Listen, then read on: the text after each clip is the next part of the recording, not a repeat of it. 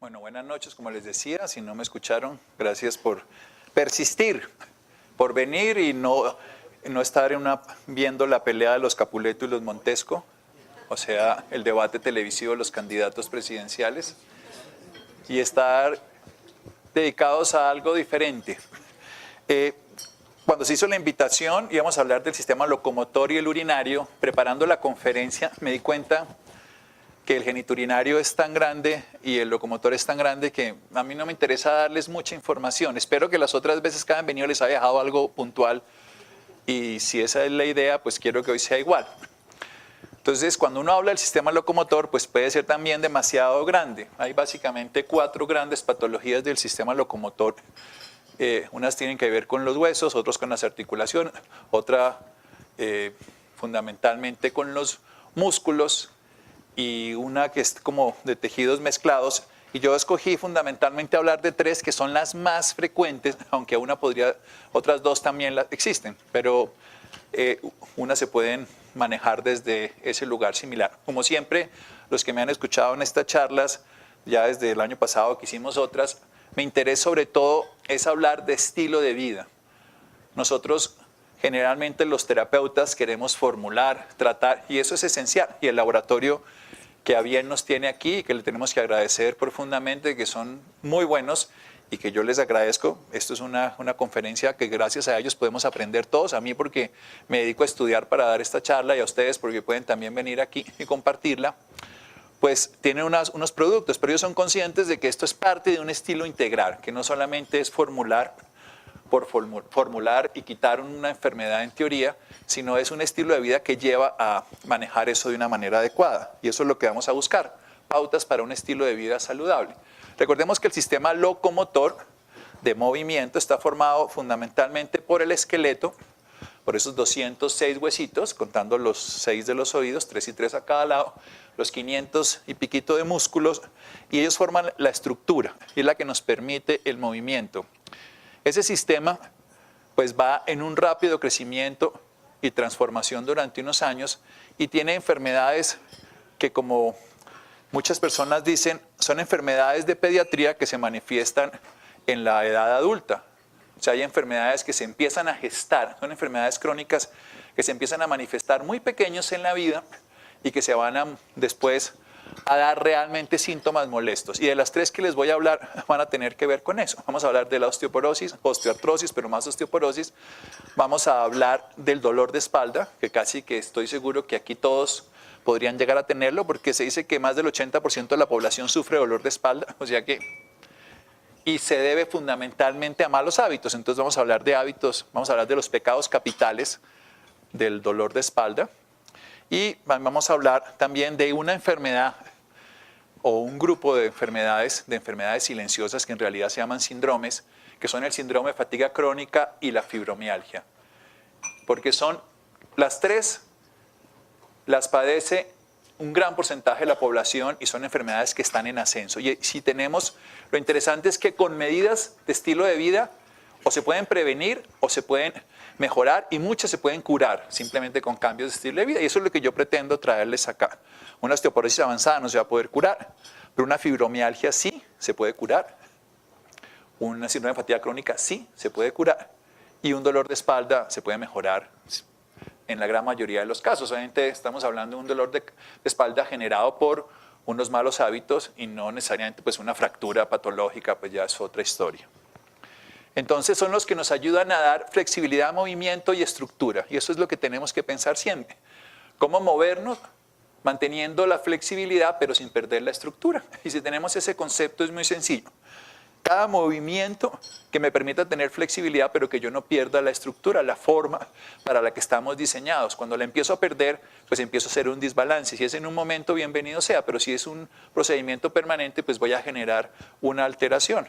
Es como si yo todo el tiempo tuviera el carro con el timón hacia un lado, pues voy a tener un pedazo de la llanta que estoy gastando y voy a estarlo alterando el resto, por supuesto, por la forma en que lo estoy haciendo. Si algún día aprendo a manejar este aparato, seguimos. No, voy para atrás. Eso.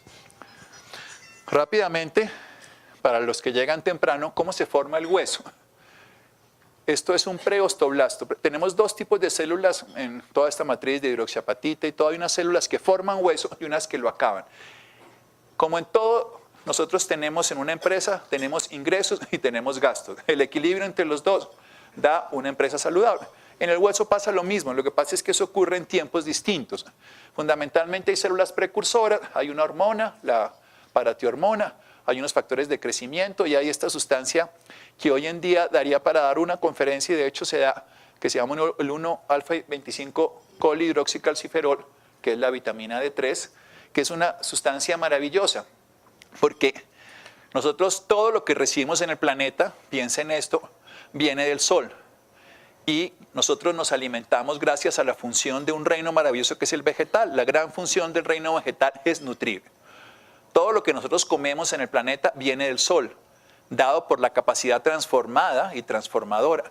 Tienen los vegetales y la capacidad que transforman esa energía solar y la vuelven energía química y nosotros comemos sol a través de los vegetales. Cuando comemos animal estamos comiendo otro elemento que ha transformado previamente y degradando esa capacidad energética del sol, o sea, haciéndole como una aduana previa. Pero nosotros tenemos una única molécula en la vida que puede utilizar directamente la energía del sol. Luego, en los últimos años le han dado toda posibilidad de hallazgos y la han encontrado relacionada con innumerable cantidad de enfermedades. No solo las óseas, porque es donde se encontró desde el punto de vista práctico, que da la estructura, sino también de una manera muy sencilla con la piel, pero con el cáncer de colon, con la depresión, con muchísimas cosas. Más adelante la vamos a volver a nombrar, pero es una estrella que hay que tener en cuenta. Cuando ya se estructura, entonces tenemos el hueso con estas células que son las que llevan los minerales y que forman la trabécula, forman lo... Yo no sé qué tengo que hacer aquí, o dónde me tengo que hacer. Ah, es eso. Estaba tapado por la tacita. Bien, pero también al mismo tiempo se tiene unas células que se comen el hueso. Necesitamos los dos. Porque tal que formáramos y formáramos y formáramos. El éxito es el equilibrio en la vida. Ese equilibrio en una época de la vida se va ganando a través de formar hueso y en otra época de la vida se va desequilibrando, por decir así, o equilibrando en retirarlo. Se necesita un hueso de una forma en una época de la vida, se necesita un hueso de otra forma en otra época de la vida. O sea que es natural tenerlo así. Cuando ya se vuelve patológico está la osteopenia y la osteoporosis, pero es de una manera natural que se va dando. Por eso se dice, y ahora repito lo que empecé a decir, que hay enfermedades como la osteoporosis, que es una enfermedad pediátrica que se ve en el adulto mayor, porque es desde niño que se va formando la masa ósea y después de cierta edad juvenil ya no se forma más masa ósea. O sea, lo más importante para la osteoporosis no lo vamos a hacer en los 50, 60, 70 años cuando tenemos que tratarla, sino lo vamos a hacer desde el vientre y los primeros años de vida, donde la leche materna tiene una función especial y no tanto la leche de vaca. No vamos a hablar mal si alguien aquí hay una lechería, pero sí vamos a explicar algo tan elemental y tan doloroso como lo siguiente. Los países donde más lácteos se consume es donde más osteoporosis existe. Y esto es estadísticamente comprobable. Entonces, no tiene mucho sentido que pensemos que es la única fuente de calcio válida y que es la forma correcta de tratar la osteoporosis. Darle leche de vaca, estoy hablando, ¿no? La leche materna, por supuesto, es el alimento esencial. Nosotros necesitamos huesos fuertes, pero a la medida de un cerebro más grande. Las vacas necesitan huesos fuertes en la medida de un cerebro más chiquito. Tiene una función diferente.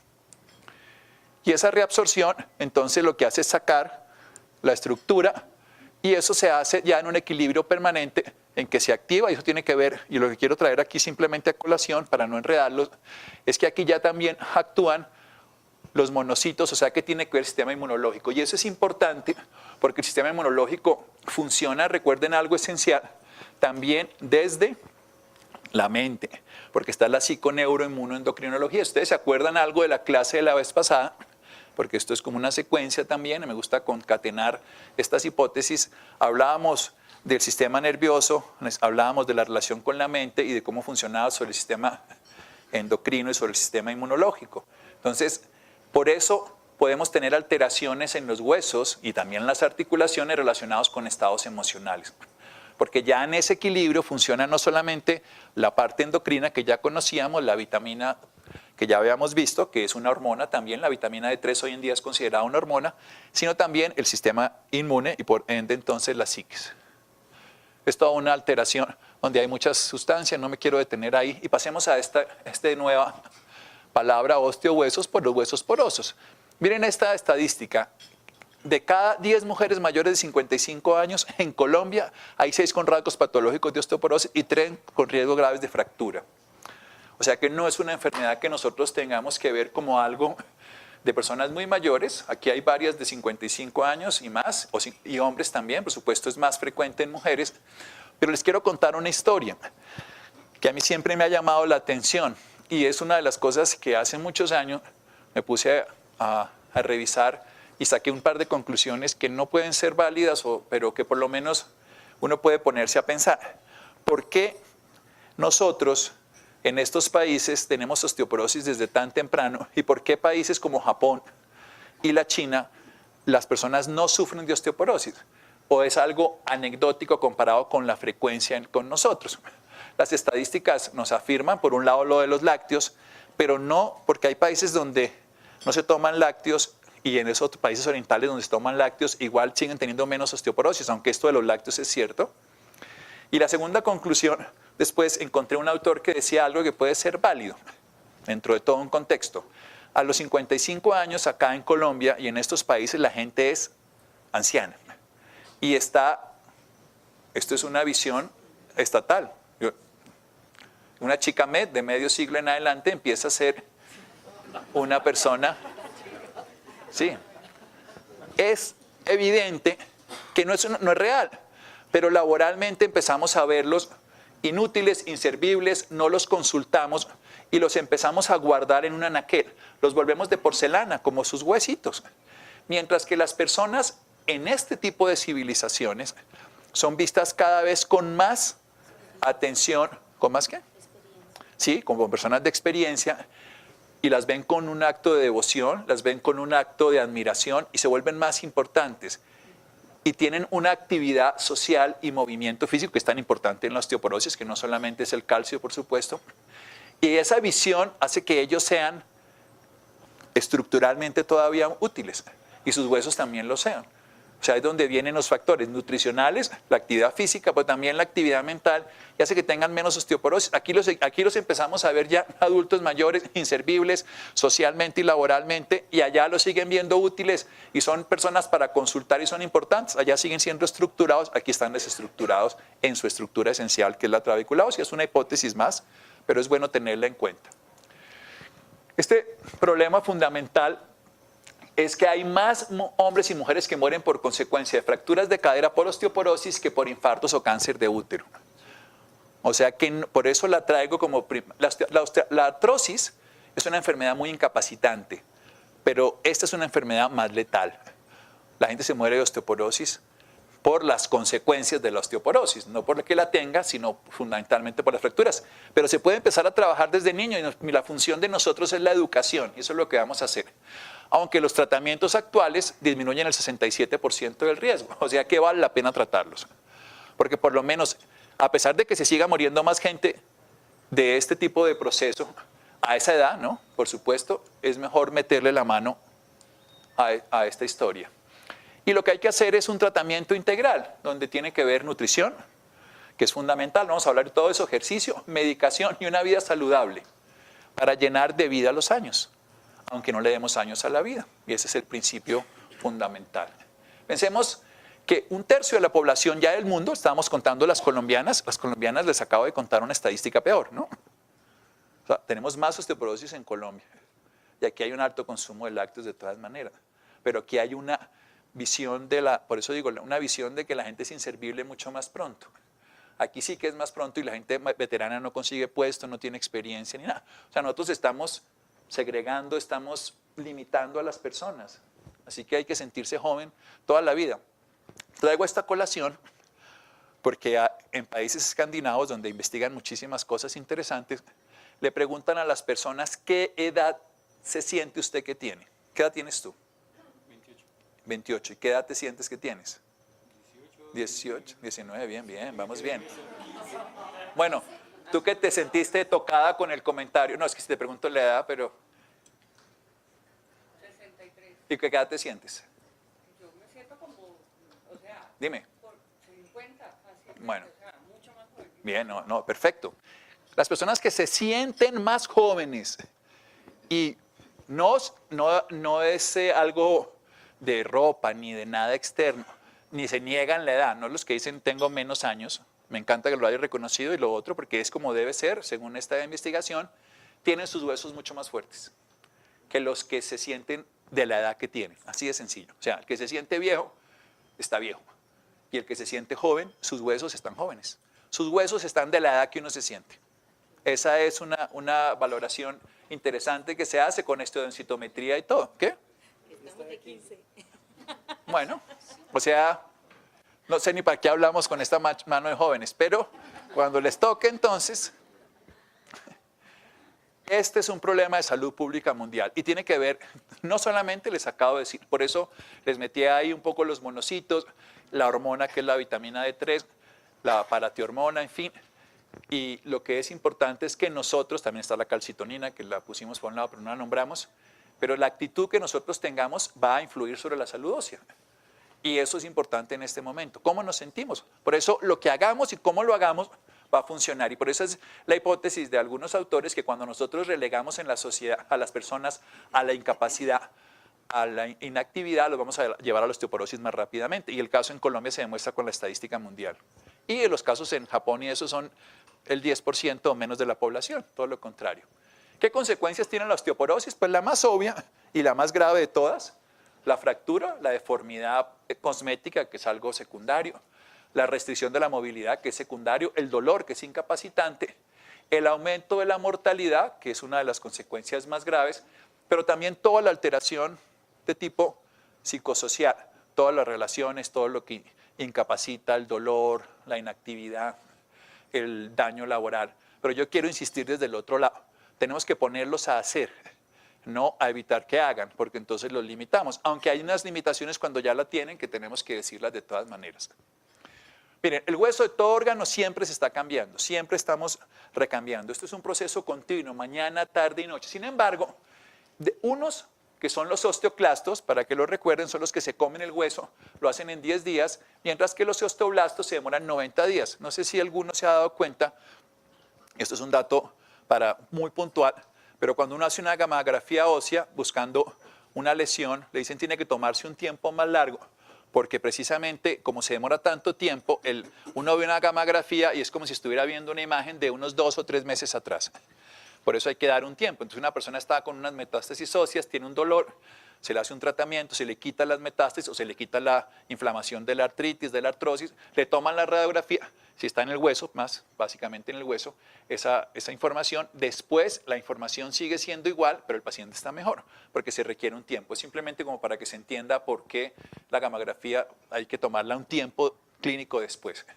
Pero después de los 40 años, les estaba diciendo antes, ese proceso se vuelve contrario.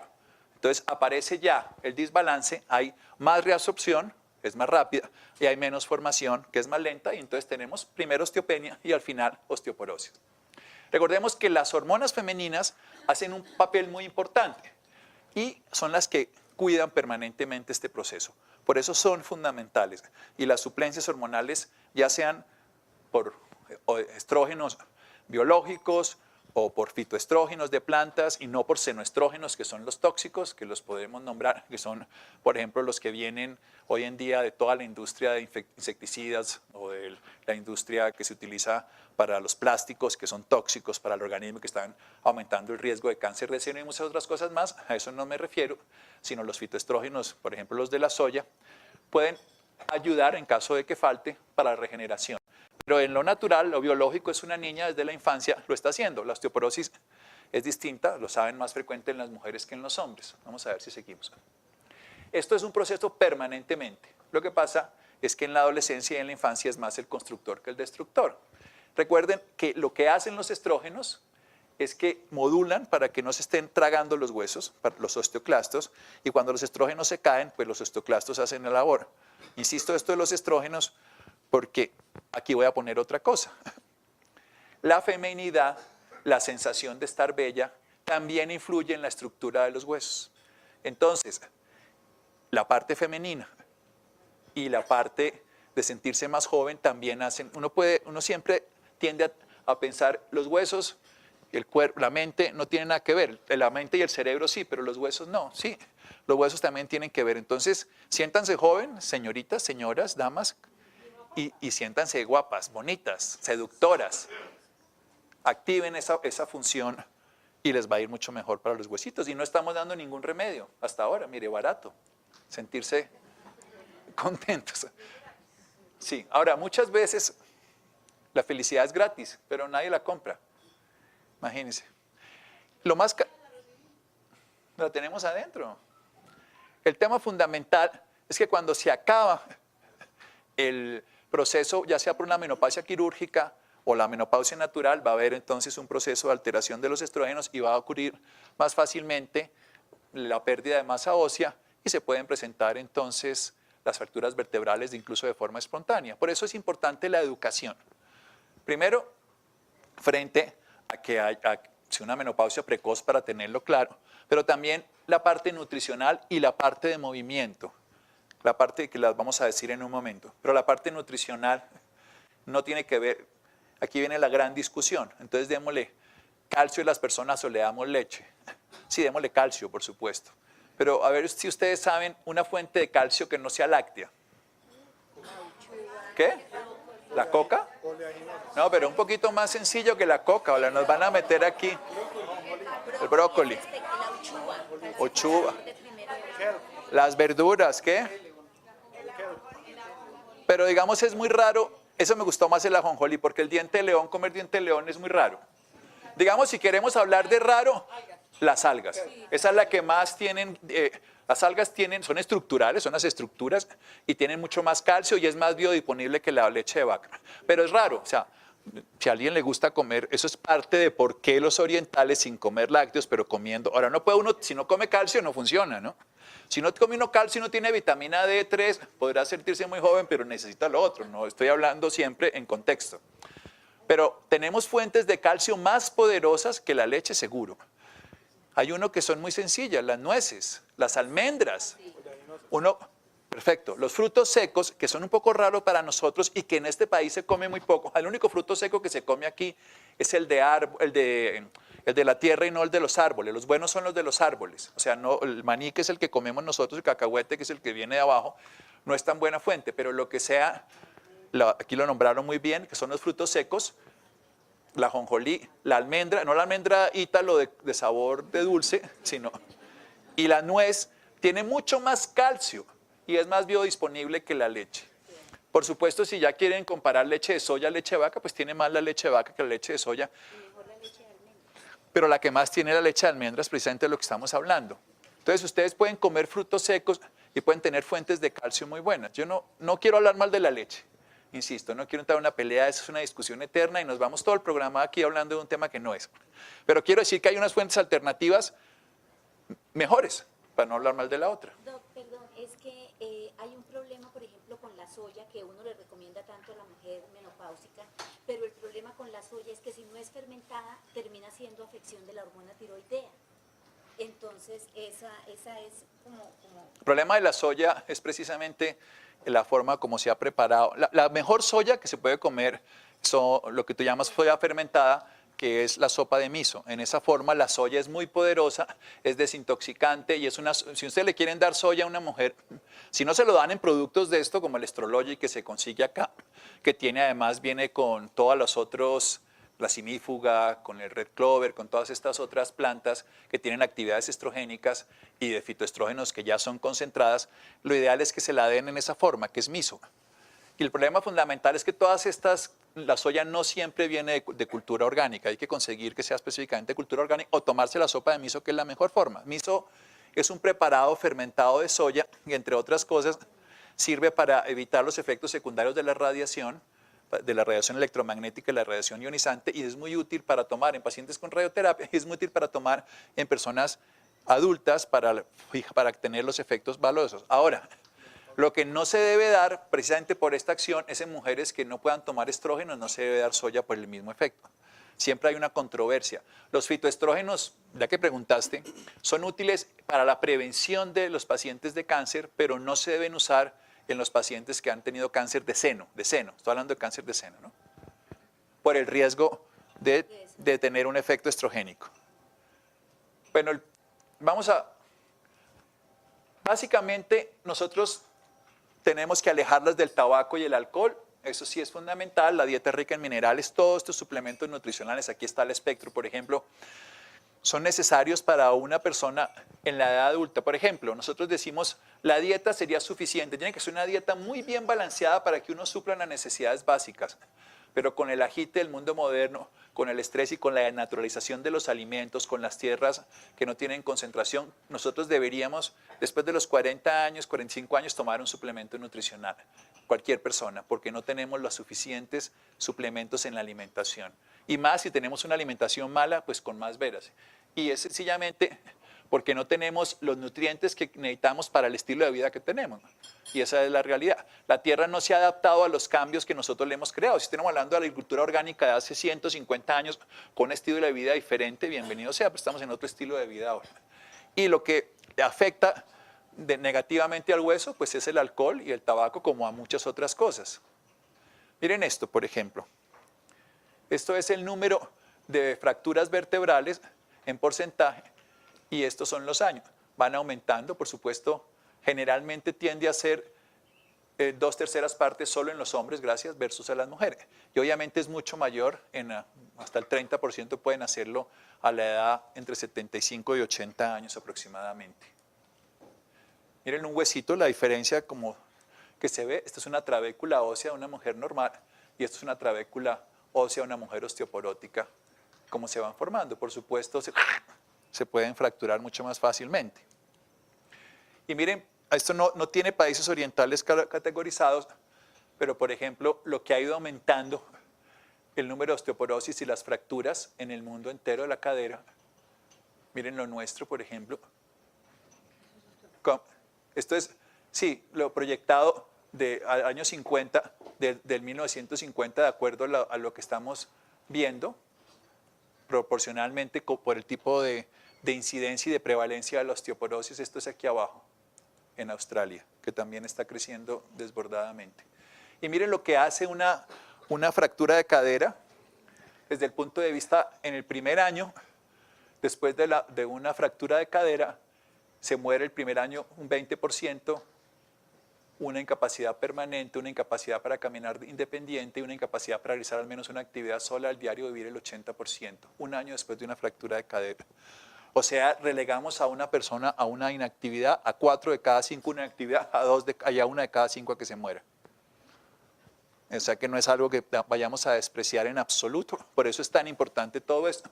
Cuando lleguemos allá veremos qué hacemos, no, desde antes tenemos que hacerlo para que no caigamos en eso, precisamente. ¿Cómo se debe abordar ese tratamiento? ¿Qué es lo que dicen las guías internacionales? Basado en lo más ortodoxo del mundo. Me pusieron esto, pero no tengo un vaso, ¿no? Aquí, guardado, escondido, para que nadie lo vea. Así. ¿Qué tal que le echen quereme o algo así? Bueno, están muy feos por acá, pero yo me daré cuenta si cambio de parecer, entonces, ¿qué pasó? Bueno, vamos a hablar ahorita los riesgos de fracturas, básicamente, la calidad de vida. A mí este concepto me encanta, porque es un concepto que ha variado en todos los últimos años. El concepto de calidad de vida viene desde los años 50, la Organización Mundial de la Salud decide imponer esa palabra, calidad de vida, en los años 80. O sea, en los años 50 empieza, en los años 80 ya se vuelve una palabra que no existía. Eso como que todo el mundo vivía y tiene que ver con el estar de acuerdo a las expectativas con las necesidades que se tienen y haberlas tenido una suplencia adecuada y tener ese bienestar para desarrollarlas. Y eso significa tener la economía adecuada, el estudio adecuado, la vivienda y la satisfacción de ciertos tipos de actividades y de placeres cotidianos. Ya el año antepasado, la Organización Mundial de la Salud mete un concepto muy bonito, que es el concepto de la felicidad dentro de calidad de vida, que eso no existía, todo parece obvio, pero no existía. Y crean el Día Mundial de la Felicidad el 20 de marzo, por si no lo saben, si no son felices, ese día de pronto se pueden poner. Es gratis también ese día, ¿verdad? Que estaban por allá diciendo. Entonces, básicamente, sí es importante para los huesos. Les acabo de dar esta estadística que es tan interesante, el sentirse joven, vital, el hacer actividad física, el sentirse útil, el sentirse bonito, todo eso influye en la salud de los huesos, aunque parezca un dato externo y anecdótico, no lo es. Entonces, mejorar la calidad de vida, mejorar la densidad mineral ósea y tratar un equilibrio entre la formación y la reabsorción. Por eso aparecen unas sustancias que son los bifosfonatos, de lo cual no es el tema de esta conferencia, pero que es el tratamiento que ya se usa directamente cuando hay una osteoporosis para evitar esa reabsorción y mejorar la formación. Bien, mire cómo es lo que dice en este momento del tratamiento prevención. Es simplemente unos datos, la ingestión de calcio, 1200 miligramos al día, que eso se podrían dar con 2 o 3 vasos de leche, pero todas las complicaciones que podrían darnos 2 o 3 vasos de leche. Desde el punto de vista digestivo, solo el 16% de la población tiene tolerancia a la lactosa. El otro 84% no la tiene, siendo adulto estamos hablando. Pero pueden tener otras fuentes de calcio que les acabo de decir. Si quieren comer diente de león, pues bienvenido. Pero hay cosas más sencillas o hay suplementos que no están de más y eso tiene el sentido y que se absorben muy bien. La vitamina D solo en la prevención 400, 800 unidades, pero se sabe hoy en día que si se hace una medición adecuada y están los parámetros bien bajitos, se pueden dar 8.000, 10.000 unidades sin ningún problema. Ejercicios regulares, nada de tabaco, es muy importante. Tabaco favorece profundamente la osteoporosis, consumo moderado de alcohol, que en las mujeres es un trago al día, 4 veces a la semana, máximo, en las mujeres de este estilo. Y eso significa esa cantidad. No es tomar 4 en un día, sino 1 en esos días esporádicamente. Por supuesto, ya existe, de acuerdo a estos puntajes, se tiene que pensar también qué se va a hacer y la terapia de reemplazo hormonal, cuando es necesario, si las personas ya son mayores, se puede pensar. Y eso tiene que ver básicamente con estas 4 cosas que vamos a empezar a hablar: nutrición, ejercicio, estado psicoafectivo e información. Y eso es lo que estamos empezando a hablar de información. Primero, pensar que toda persona es potencialmente hoy susceptible de tener osteoporosis. Esa es la primera forma de pensar con las personas. Y si es un niño, si pensamos que es así, que si él no toma lácteos y no toma nada de fuentes de calcio, pues entonces que tome lácteos de chiquito, porque lo que no es tan válido ya de adulto, o sea, pensemos de esa forma. Pero sí necesitamos, y si va a tomar lácteos, los lácteos más sanos son los que ya han sido transformados. Por ejemplo, el yogur, que ha denaturalizado la lactosa, y también los quesos, en ese sentido son mejores y son incluso mejores fuentes de calcio y mejores fuentes desde el punto de vista nutricional. Yo sé que en la India, por ejemplo, hablan bellezas de la leche. Bien, que la leche tiene unas ventajas y, por ejemplo, los Vata pueden consumir leche. Y es cierto, las personalidades Vata, los delgados, los ligeros, los activos, se comen la leche y no les sienta mal. Pero a muchas otras personas eso no es cierto, la grasa saturada y otras condiciones. Y uno de los problemas fundamentales de la leche y por los cuales muchos de los naturópatas en Europa y en Estados Unidos le ponen tanto problema a la leche, y la quiero decir ya que le estoy dando palo y dije que no voy a hablar mal, pero ya hablé mal, entonces es que las vacas consumen pasto rápidamente cargado de muchas sustancias como son herbicidas, como son insecticidas, no lo pueden procesar, pasan directamente a la leche, como ustedes saben que todo lo que consume la madre pasa directamente a la leche, y cuando uno se toma eso como tetero, como biberón que está tomando de la vaca, eso contiene senoestrógenos, estrógenos que tienen la actividad estrogénica sin serlo y pueden favorecer, según esta hipótesis, el crecimiento del cáncer de seno. Y por eso es una de las hipótesis que dice que el cáncer de seno, y eso está pronosticado desde los años 80 y 90 por organizaciones como internacionales tipo Greenpeace en Europa, que están diciendo que va a poder pasar eso por los senoestrógenos, y ha aumentado de una forma descomunal en las mujeres jóvenes el cáncer de seno. Dicen que eso es uno de los factores más importantes. El uso de lácteos, no por la leche, sino por los senoestrógenos que pueden estar en la leche, que es diferente. No, aquí no hablo mal de la leche, como cuando uno dice los metales pesados del omega 3, no es por el pescado, no es por el omega 3, es porque el mar está contaminado y el pez grande se come al chiquito, entre más grande se come el pescado, más pescados ha comido llenos de mercurio, y ese es el problema. Bueno, y las terapias básicas, calcio y vitamina D, terapia de suplencia hormonal y bifosfonatos. Bien, empecemos. ¿Qué debería de pasar ya una persona con osteoporosis, que ya es una realidad? Una persona con osteoporosis debe evitar caídas y golpes. ¿Qué se ha visto, por ejemplo? aunque salió hace una semana, esta conferencia la vengo cuadrando desde antes, pero hace una semana salió un artículo y yo no lo he terminado de leer, o sea, sí lo leí, pero se los cuento las dos versiones, que las dosis de vitamina D definitivamente disminuyen la capacidad de que las personas se caigan. No tengo claro por qué, y ahora hicieron un estudio que dicen que no necesariamente, entonces no lo sé. ¿Qué? Básicamente la vitamina D3 influye en las acciones no relacionadas con el sistema osteoarticular, mejora el polígono de sustentación, Sí, mejora el riesgo de caídas. eso es lo que dicen, por eso. Por eso, y en cuanto a la incidencia sobre los músculos, se ha visto una relación entre las personas que hacen, por ejemplo, ejercicios de alto impacto, llámese los militares, los de maratón, Sí. los que hacen pesas y tienen una miositis, ¿no? Y en relación entre, se ha visto en los pacientes que se les da suplencia con vitamina D3 y esa miositis disminuye, el dolor muscular. Y también en relación con las estatinas también producen la rhabdomiolisis, que Sí, es sí, bien un clara. efecto secundario pues, indeseable.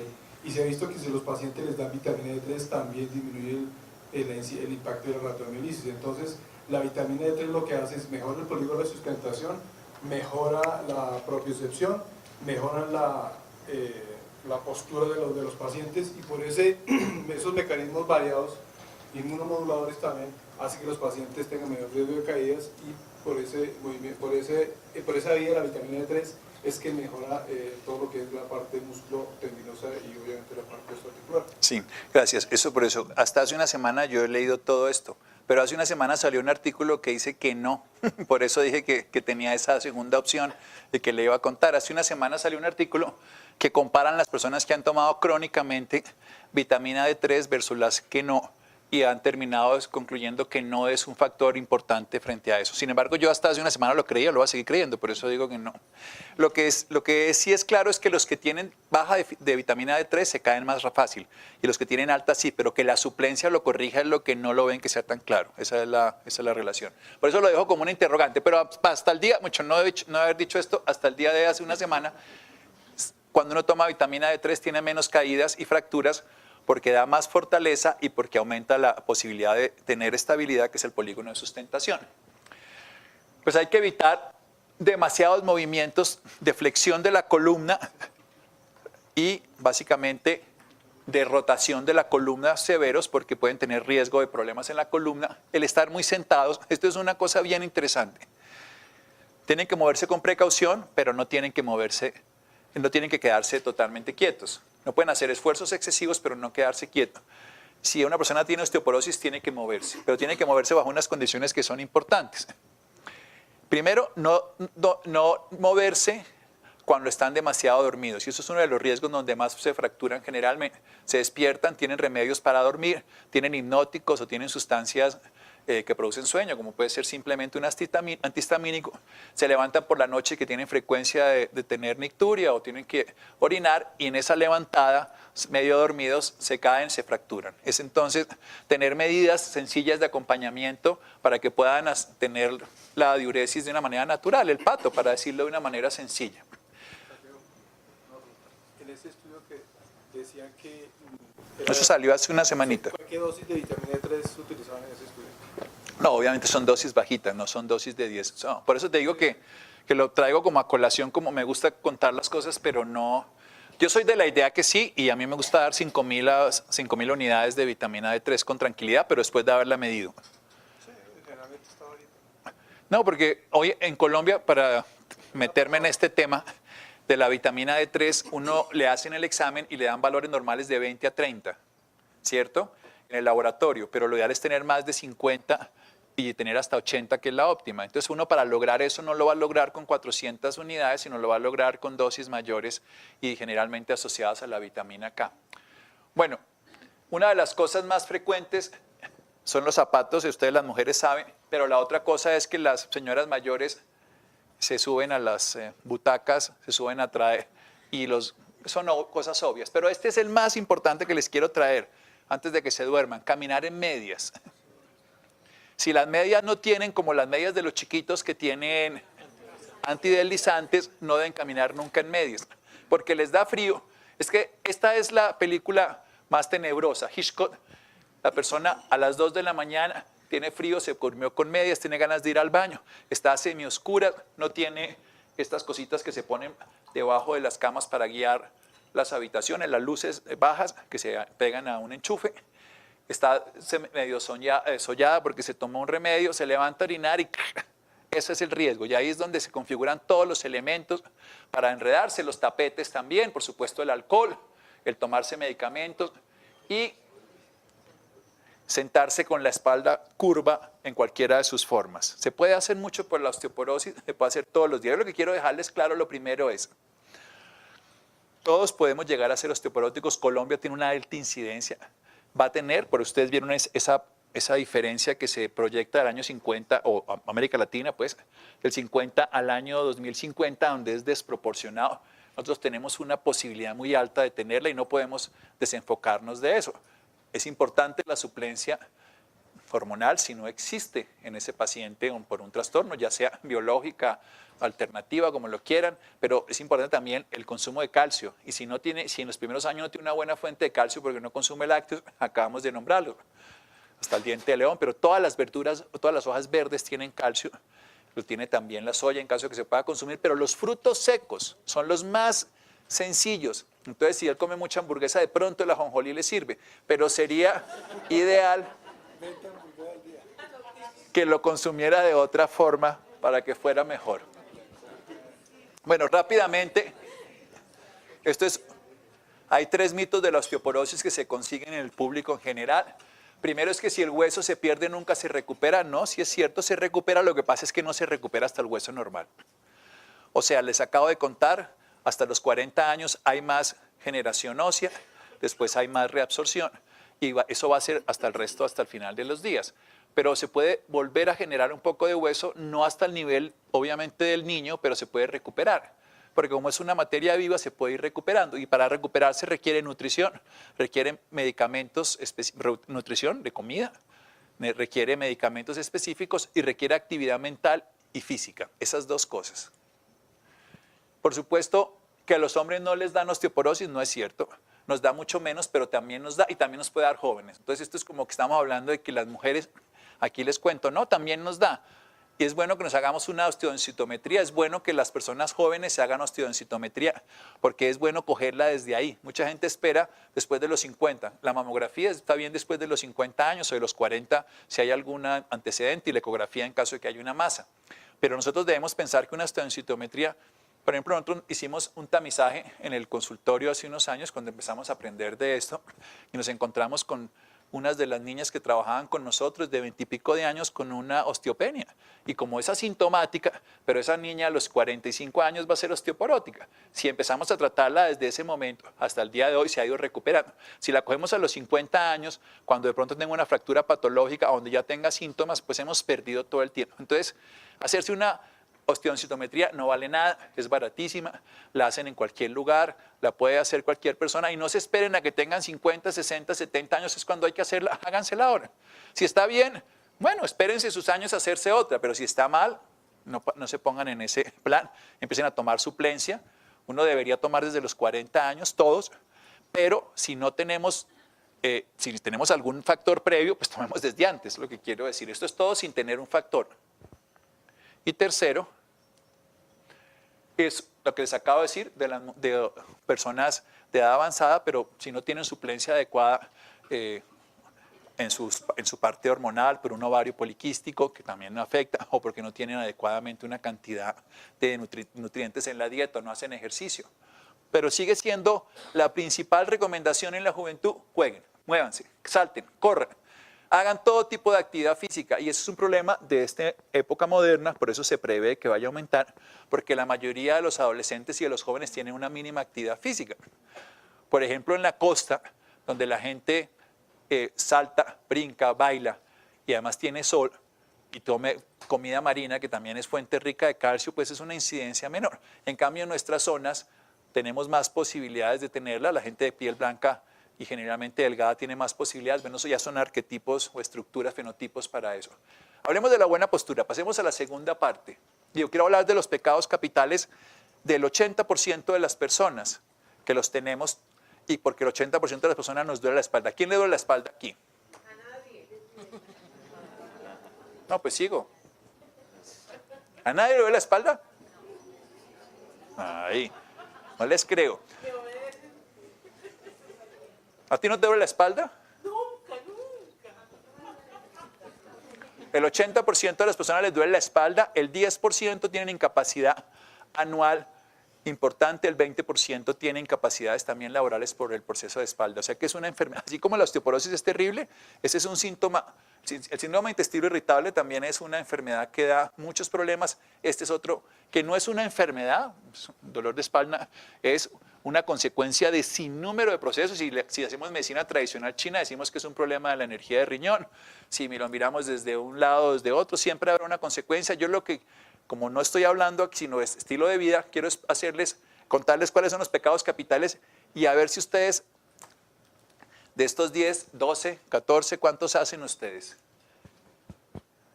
¿Hay alguien con minifalda aquí? No, estoy mirando y no veo ninguna. ¿Nadie trajo minifalda, niñas? ¿Tú viniste con minifalda? Ven para acá. Vamos a ver si la sabe usar.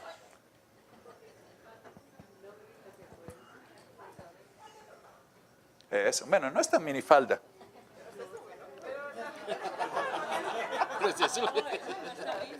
Bueno, ¿qué ganas tiene? No, perdón, voy a hacer una maldad. Sí. ¿Cómo se recoge?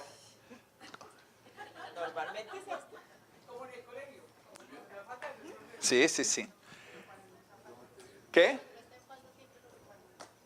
Pero esa es la forma correcta de recoger. O sea, ella no inclinó. Entonces, para que se acuerden, hay dos formas de hacerlo. Como señorita con minifalda, así no se le olvida a uno, o como partidor de carrera deportiva.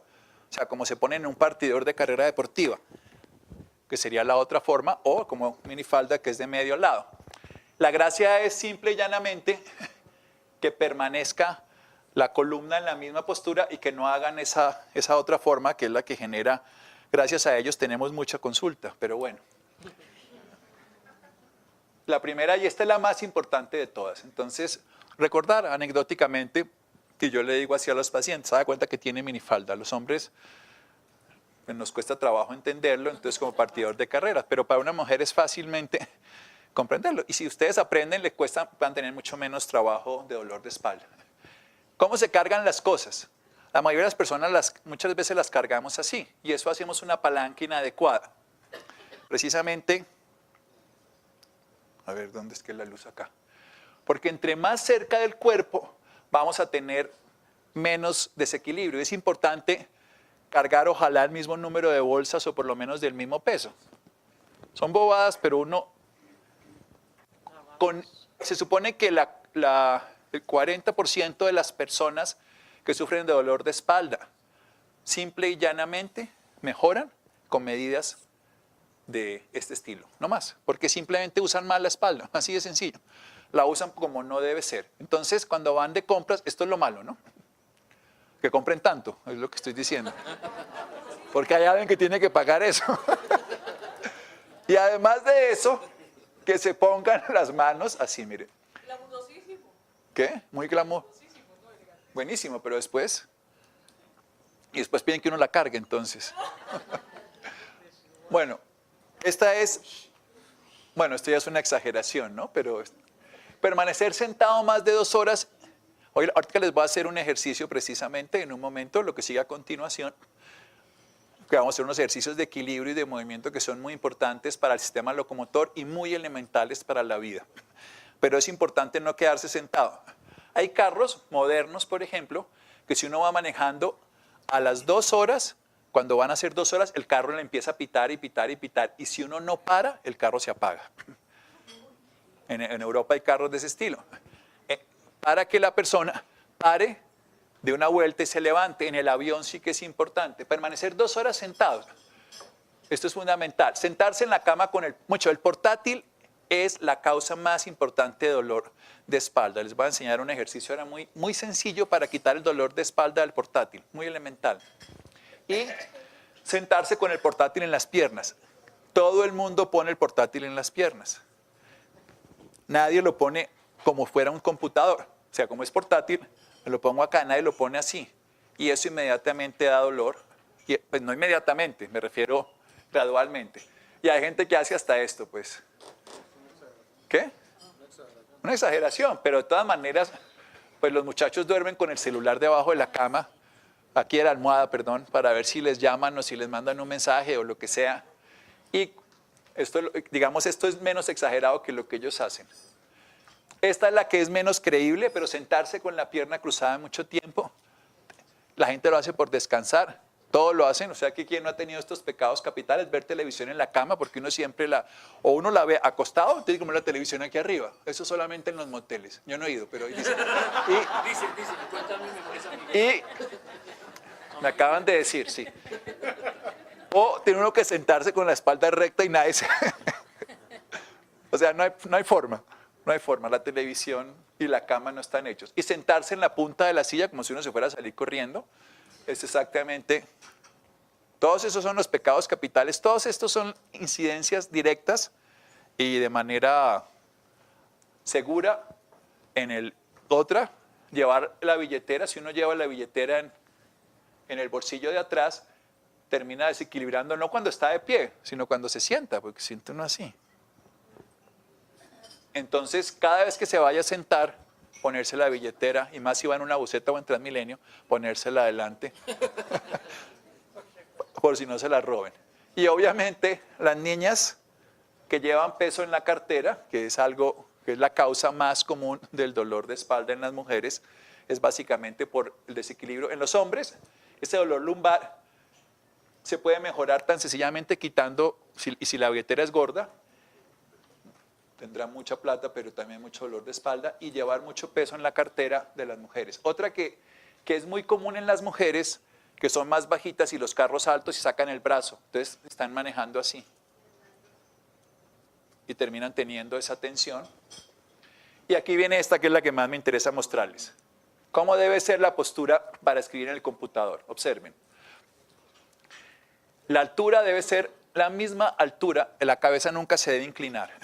Entonces, un ejercicio muy sencillo, cuando uno está trabajando más de una hora en un computador, y que es lo que frecuentemente hacemos, y para dárselo a los secretarios, es coger una hoja, ojalá más grande, y pintarle un 8. O no pintárselo, pero y coger con la nariz y recorrerlo. ¿Sí? Solamente moviendo el cuello. Eso es simplemente hacer este ejercicio. Lo que pasa es que es como más bonito hacerlo, pues como para seguirle, ponerle estilo. Y eso lo que hace es que quita. Por ejemplo, ya ahí estás mirando más abajo, ya estás en la postura inadecuada. Los antebrazos, la idea es esta, no esta, que es lo que le pasa a uno muchas veces. Y esta es peor todavía, que es la que le pasa a uno en la cama.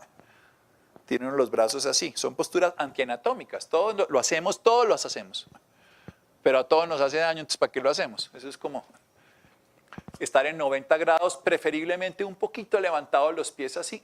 Y esta postura de esta manera, la espalda así. Al principio seguramente esto debe ser horrible.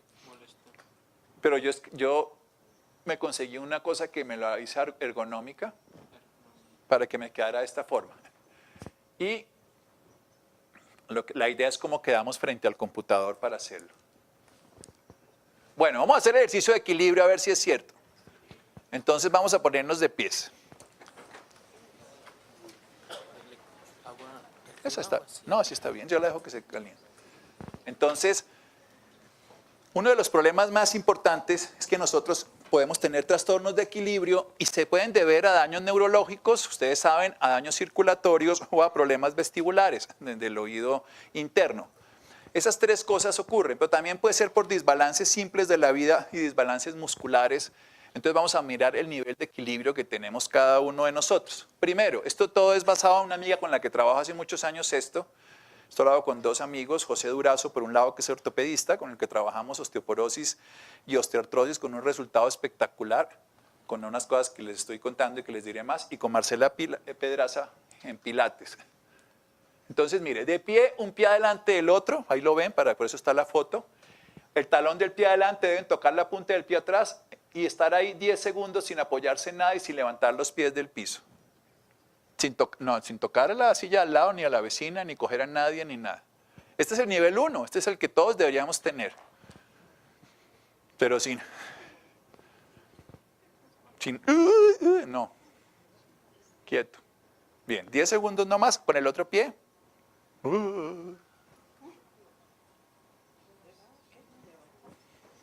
Es un pie, ahí se ve, ¿sí se ve?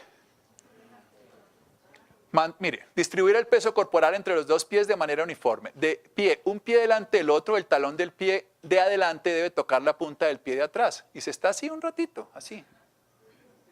Y 10 segundos, no es mucho. Vamos bien, ¿cierto? ¿No se han caído? ¿Qué? Número 1, todos no están llevados, vamos a ver. Número 2, ahí, si llegamos hasta el número 2. Lo mismo, solamente que con los brazos abiertos y los ojos cerrados. Ahí, no.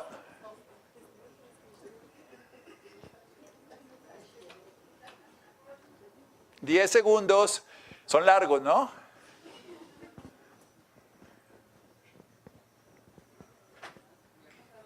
Pero cuéntenlos ustedes. Y ese es el número 2, ¿no? 5. Y eso hay que hacer, ¿qué? Hay que hacer un poquito de ejercicios. Cuando uno hace Qigong, Tai Chi, yoga, y empieza a mejorar esto, cambia el equilibrio. Y el equilibrio es el equilibrio en la vida, no estar desbordado ni en excesos ni en defecto. Porque si este equilibrio lo tengo, les cuento una cosa. Cuando nosotros, y esto, por eso estos ejercicios son válidos, cuando uno está observado, cuando uno se siente observado y tensionado, el primero de los 7 sentidos que se altera, 7 sentidos son los 5 conocidos, más sinestesia y equilibrio, primero que se altera es el equilibrio, por eso uno le tiemblan las manos, uno se traba cuando va a hacer una jugada deportiva frente a los demás. Y precisamente cuanto más equilibrado tenga en la vida, y esto es uno de los procesos para saber cómo estamos de equilibrio nosotros en la vida. Bueno, nivel 3. Son 5. Todas se pueden ir al baño en este momento, es perfecto. Se me ocurrió, me dieron ganas. Ay, ¿qué pasó? Con un pie delante del otro, con lo mismo, pero con la girar primero para que se acostumbren, giran para un lado, giran para el otro, y luego lo hacen con la cabeza con un lado para el otro, 10 segundos a un lado, 10 segundos al otro, pero luego con los ojos cerrados. Ay, no tienen que mover los brazos, no, los brazos están estirados, solamente mueven la cabeza con los ojos cerrados a cada lado. La ventaja es que nadie los ve.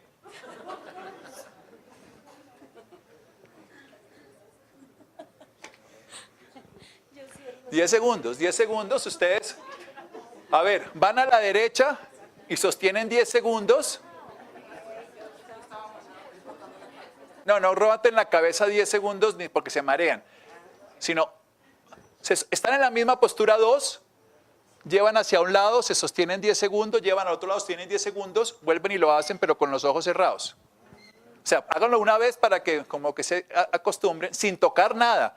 No toquen ni la mesa, porque ahí veo que algunos están recostados en la mesa. No. A ti que no te duele la espalda, pero ¿qué? Ven aquí adelante. Exacto, tú estás así, haces para un lado con los ojos cerrados, para el otro lado con los ojos cerrados.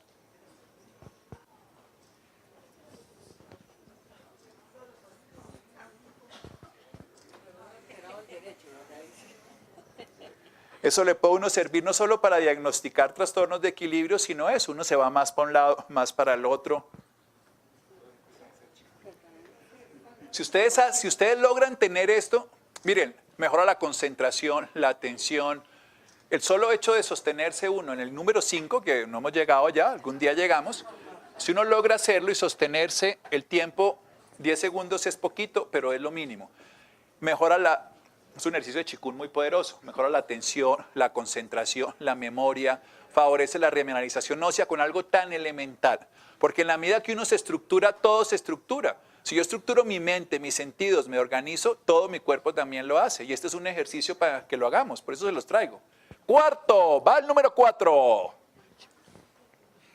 Levantar un pie y dejar todo el peso del cuerpo sobre el otro, repetir al lado con el pie contrario, mantener por 10 segundos. La ventaja con los ojos cerrados, pero esta vez es adelante, no se toca, ¿no? Porque ustedes estaban tocando. Lo que pasa es que la gracia es hacerlo con los dos pies. Uno siempre tiene un pie con el que puede. Ñi, que ñi. 10 segundos, no es difícil. Y después con el otro que entonces, pero no pueden tocar, antes apoyaba un pie, ¿se acuerda? Ahora no se puede apoyar, no se puede sostener uno con el otro. Más levantadito así, eso. Todo está bien hasta que se cierro los ojos, me desequilibro. Pero ¿por qué? ¿Por qué? No sé. Porque nosotros tenemos una, es más, el número 6 sería tapándose los oídos. Porque nosotros tenemos sistema vestibular, tenemos el visual y tenemos toda la parte sinestésica y nosotros cuando quitamos un punto de apoyo y le quitamos otro, esto es bien bonito, sostenerse así con los ojos cerrados, extendidos. Pero con los ojos cerrados no. Bueno, y ahora viene el quinto, que quiero que lo hagamos bien y que lo hagamos muchas veces en la vida. El quinto. Y ustedes hacen esto, ¿quién lo conocía este ejercicio? Porque los que hacen Qigong lo deben conocer. ¿Lo conocían este ejercicio? ¿Manejan para Alzheimer? Claro. Para Alzheimer y para todas las enfermedades. Para todo lo neurológico y lo cognitivo, lo osteoarticular y todo. Y es un ejercicio que lo pueden hacer y no dura nada. Por eso se los quiero traer, porque una vez quiere 80 cosas. La prueba número 5, el mismo ejercicio pero con los ojos cerrados. Y eso que es mejor hacerlo así, mire. No, pero la idea es, mire, háganlo así en el centro. Sosténganlo sin moverse. Es más difícil con los brazos cerrados. Ese ya es. Y este es el que uno debe hacer. Para mí es el más, Con los ojos cerrados así. es más fácil. Pero tú estás tocándome ahí, no me hagas trampa porque si te sostiene la... Yo también, mira. Ay, sí.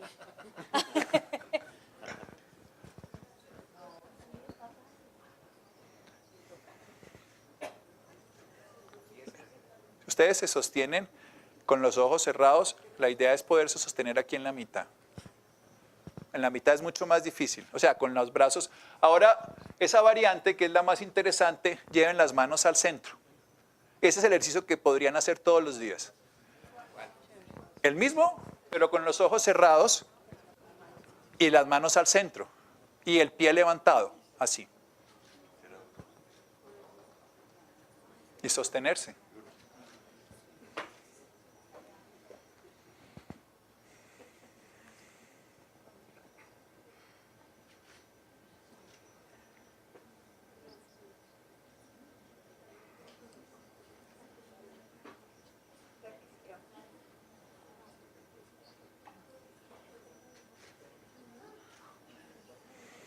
Sostenerse.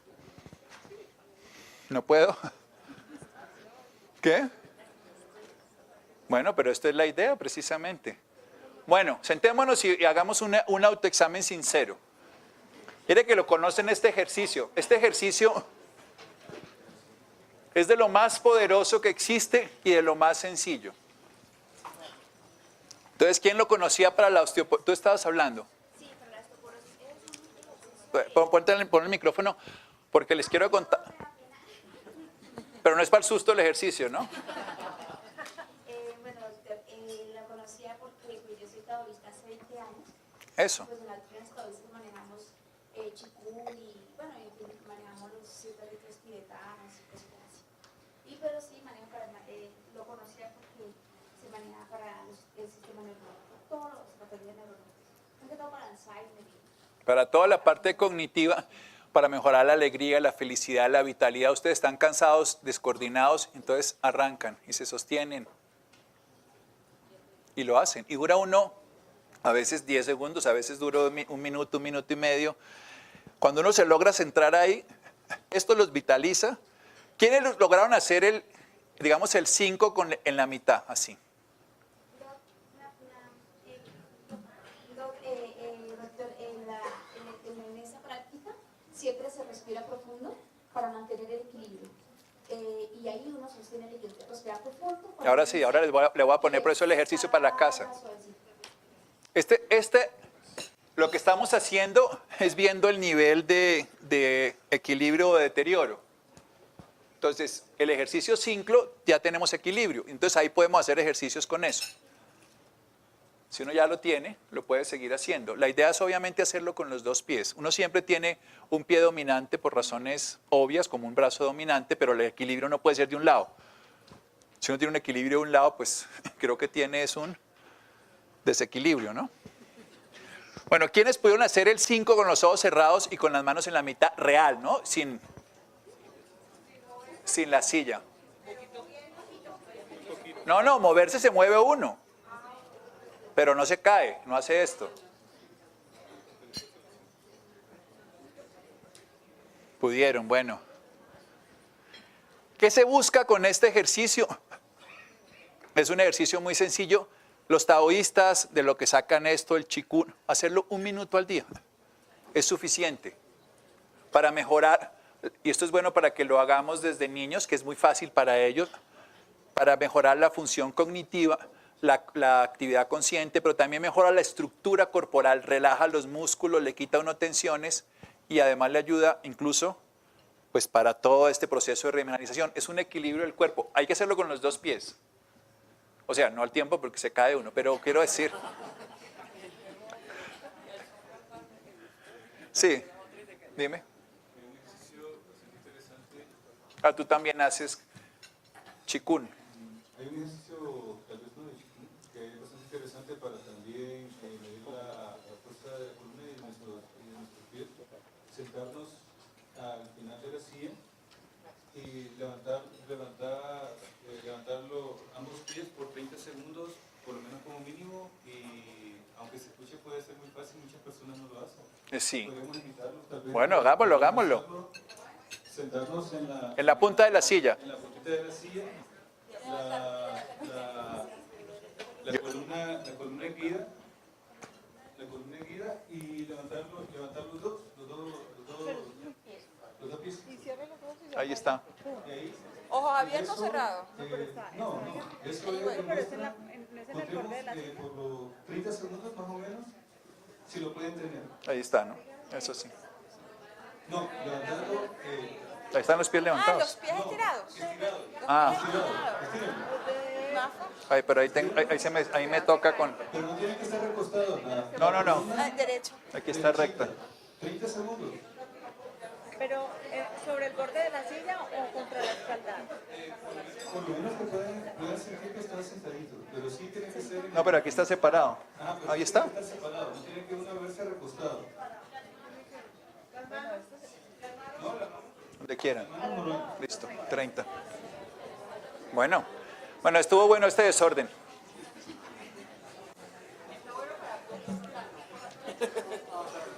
Bueno, ¿para qué? Abdomen plano. No, pero el tema, eso ya es un ejercicio específico para la columna y para ponerla recta, obviamente.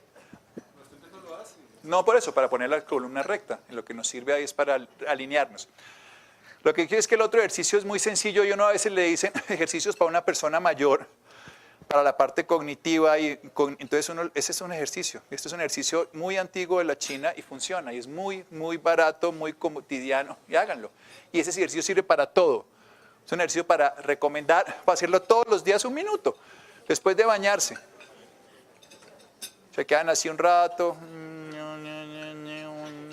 Y para complementarlo, entonces cuando ya lo puedan hacer mejor, simplemente hacen inspiraciones muy suaves, pero profundas, y expiraciones mucho más lentas, Ese es el ejercicio, tomar aire, hacer pausa y expirar más lento. Pero eso ya es cuando ya lo puedan manejar.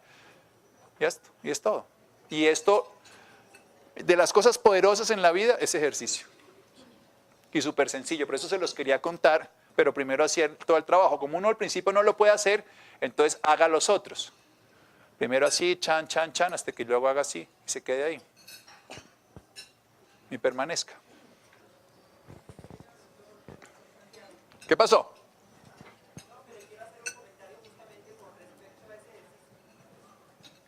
Me gusta que lo conozcan. No es muy común, fíjese que ya hay unas personas que lo conocen. Todos los que hayan trabajado algo de Qigong, Tai Chi, de pronto lo conocen. ¿No? Porque la Escuela de Fisioterapia o de Terapia Física de la Universidad Nacional Eso, hace 30 años, dele. cuando estudiamos, vino no existía ni pilates ni existía ninguna de estas ayudas para trabajar propiocepción, que es justamente manejar el equilibrio, la marcha erguida, el cuerpo erguido. Es uno de los ejercicios que utilizamos en fisioterapia, pero ya añadiéndole la marcha en ese sentido. Y cuando una persona es recidivante en las luxaciones del cuello de pie o los esguinces, ese es el ejercicio más indicado, porque mejora la propiocepción. Sí, es para eso, para la propiocepción, para el equilibrio, en ese caso, para poder tener... La gracia es hacerlo con los ojos cerrados porque es donde uno encuentra que se aprende a sostener realmente sus extremidades, y cuando puede poner el peso adecuadamente en las extremidades y les permite la liberación, le ayuda no solo al dolor, en ese caso me imagino de la corrección del problema del esguince, sino ya en la corrección de toda la parte estructural del cuerpo. Y pasemos al último capítulo. Ya ustedes comiendo, entonces tranquilos. ¿No están comiendo? Bueno. Se llama la fibromialgia y la fatiga crónica. Vamos a hablar de la fibromialgia y la fatiga crónica. Primero, contarles que son las enfermedades que se llaman invisibles hoy en día, que son enfermedades de un rápido crecimiento en los últimos años, junto con la depresión, han crecido de una manera desproporcionada. Hoy hablan estadísticas de hasta el 8% de la población mundial sufre de alguno de estos dos síndromes, que son bastante incapacitantes. Vamos a hacer una pregunta aquí. ¿Quién tiene fibromialgia o fatiga crónica aquí? ¿Una? ¿Solo? No les creo. Qué sanos. ¿Dos? ¿Quién más? ¿Solo dos? ¿Tres? ¿Cuatro? ¿Cinco? Siquiera. No, de pronto hay alguien que lo tiene ahí, no sabe claramente que lo tiene. Hay sociedades que lo tienen más, pero ya hay estadísticas que hablan, empezaron con el 1, el 2, el 3, el 5, ahora van el 8% de la población. Voy a pasar un poquito adelante para explicárselos. Se llaman enfermedades invisibles, ahorita me devuelvo. ¿Por qué? Porque generalmente no se encuentra nada. Los pacientes son sanos y son pacientes que joden para los médicos, que son pacientes que los familiares los desechan, les molestan. No son hipócritas. Ese es uno de los grandes errores que tenemos los médicos, pero sí, ese es el punto fundamental.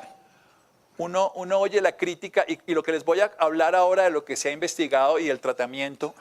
Hasta ahora no hemos hablado de ningún nutriente especial ni nada, porque todo eso se complementa con nutrición, se complementa con todos los productos que ustedes consiguen acá, pero son cambios de estilo de vida y hemos hablado de eso que son tan importantes como la sola condición de medicamentos. Entonces, volvamos al punto esencial. Los pacientes tienen dolor. Es más frecuente el dolor, SFS, síndrome de fatiga crónica, pues para que lo tengamos como punto de referencia. El dolor es más común en la fibromialgia, es menos común en la fatiga crónica. La fatiga crónica se caracteriza por un cansancio permanente que no mejora con el reposo y que se agrava con el esfuerzo. Esa es como una definición, que tiene un tiempo y ese tiempo, aunque haya reposo, no se recupera. Es menos frecuente la fatiga crónica, es del 1 al 2%, y la fibromialgia sí es más común, sumado los dos dan el 8%. Pero esto, como les digo, va creciendo. Cada vez que uno lee más informes, va creciendo, va creciendo. Pero lo que es claro es que no solo es un problema de dolor y de cansancio. Hay trastornos inmunológicos, hay inmunodepresión, hay trastornos del ánimo, distimias, hay trastornos del humor y empiezan a tener esos pacientes depresión, aunque hay que diferenciar una depresión clásica de un síndrome de fatiga crónica, pero la fatiga crónica cursa con depresión y muchos pacientes con depresión no tienen fatiga crónica, aunque pueden tener desmotivación, que es diferente. Tienen discapacidad física, pues porque no pueden hacer las mismas condiciones que hacían antes, tienen alteraciones de la energía del ATP. Se sabe que tienen mucho menos ATP y tienen menos para utilizarlo. Incluso, como tienen menos ATP, lo usan menos en el cerebro. Y eso es bien interesante porque el cerebro consume muchísima energía. Entonces piensan menos rápido y les cuesta trabajo pensar, les cuesta trabajo entender. Muchas veces son personas que se repiten la pregunta. ¿Cómo fue que me dijo? ¿Qué?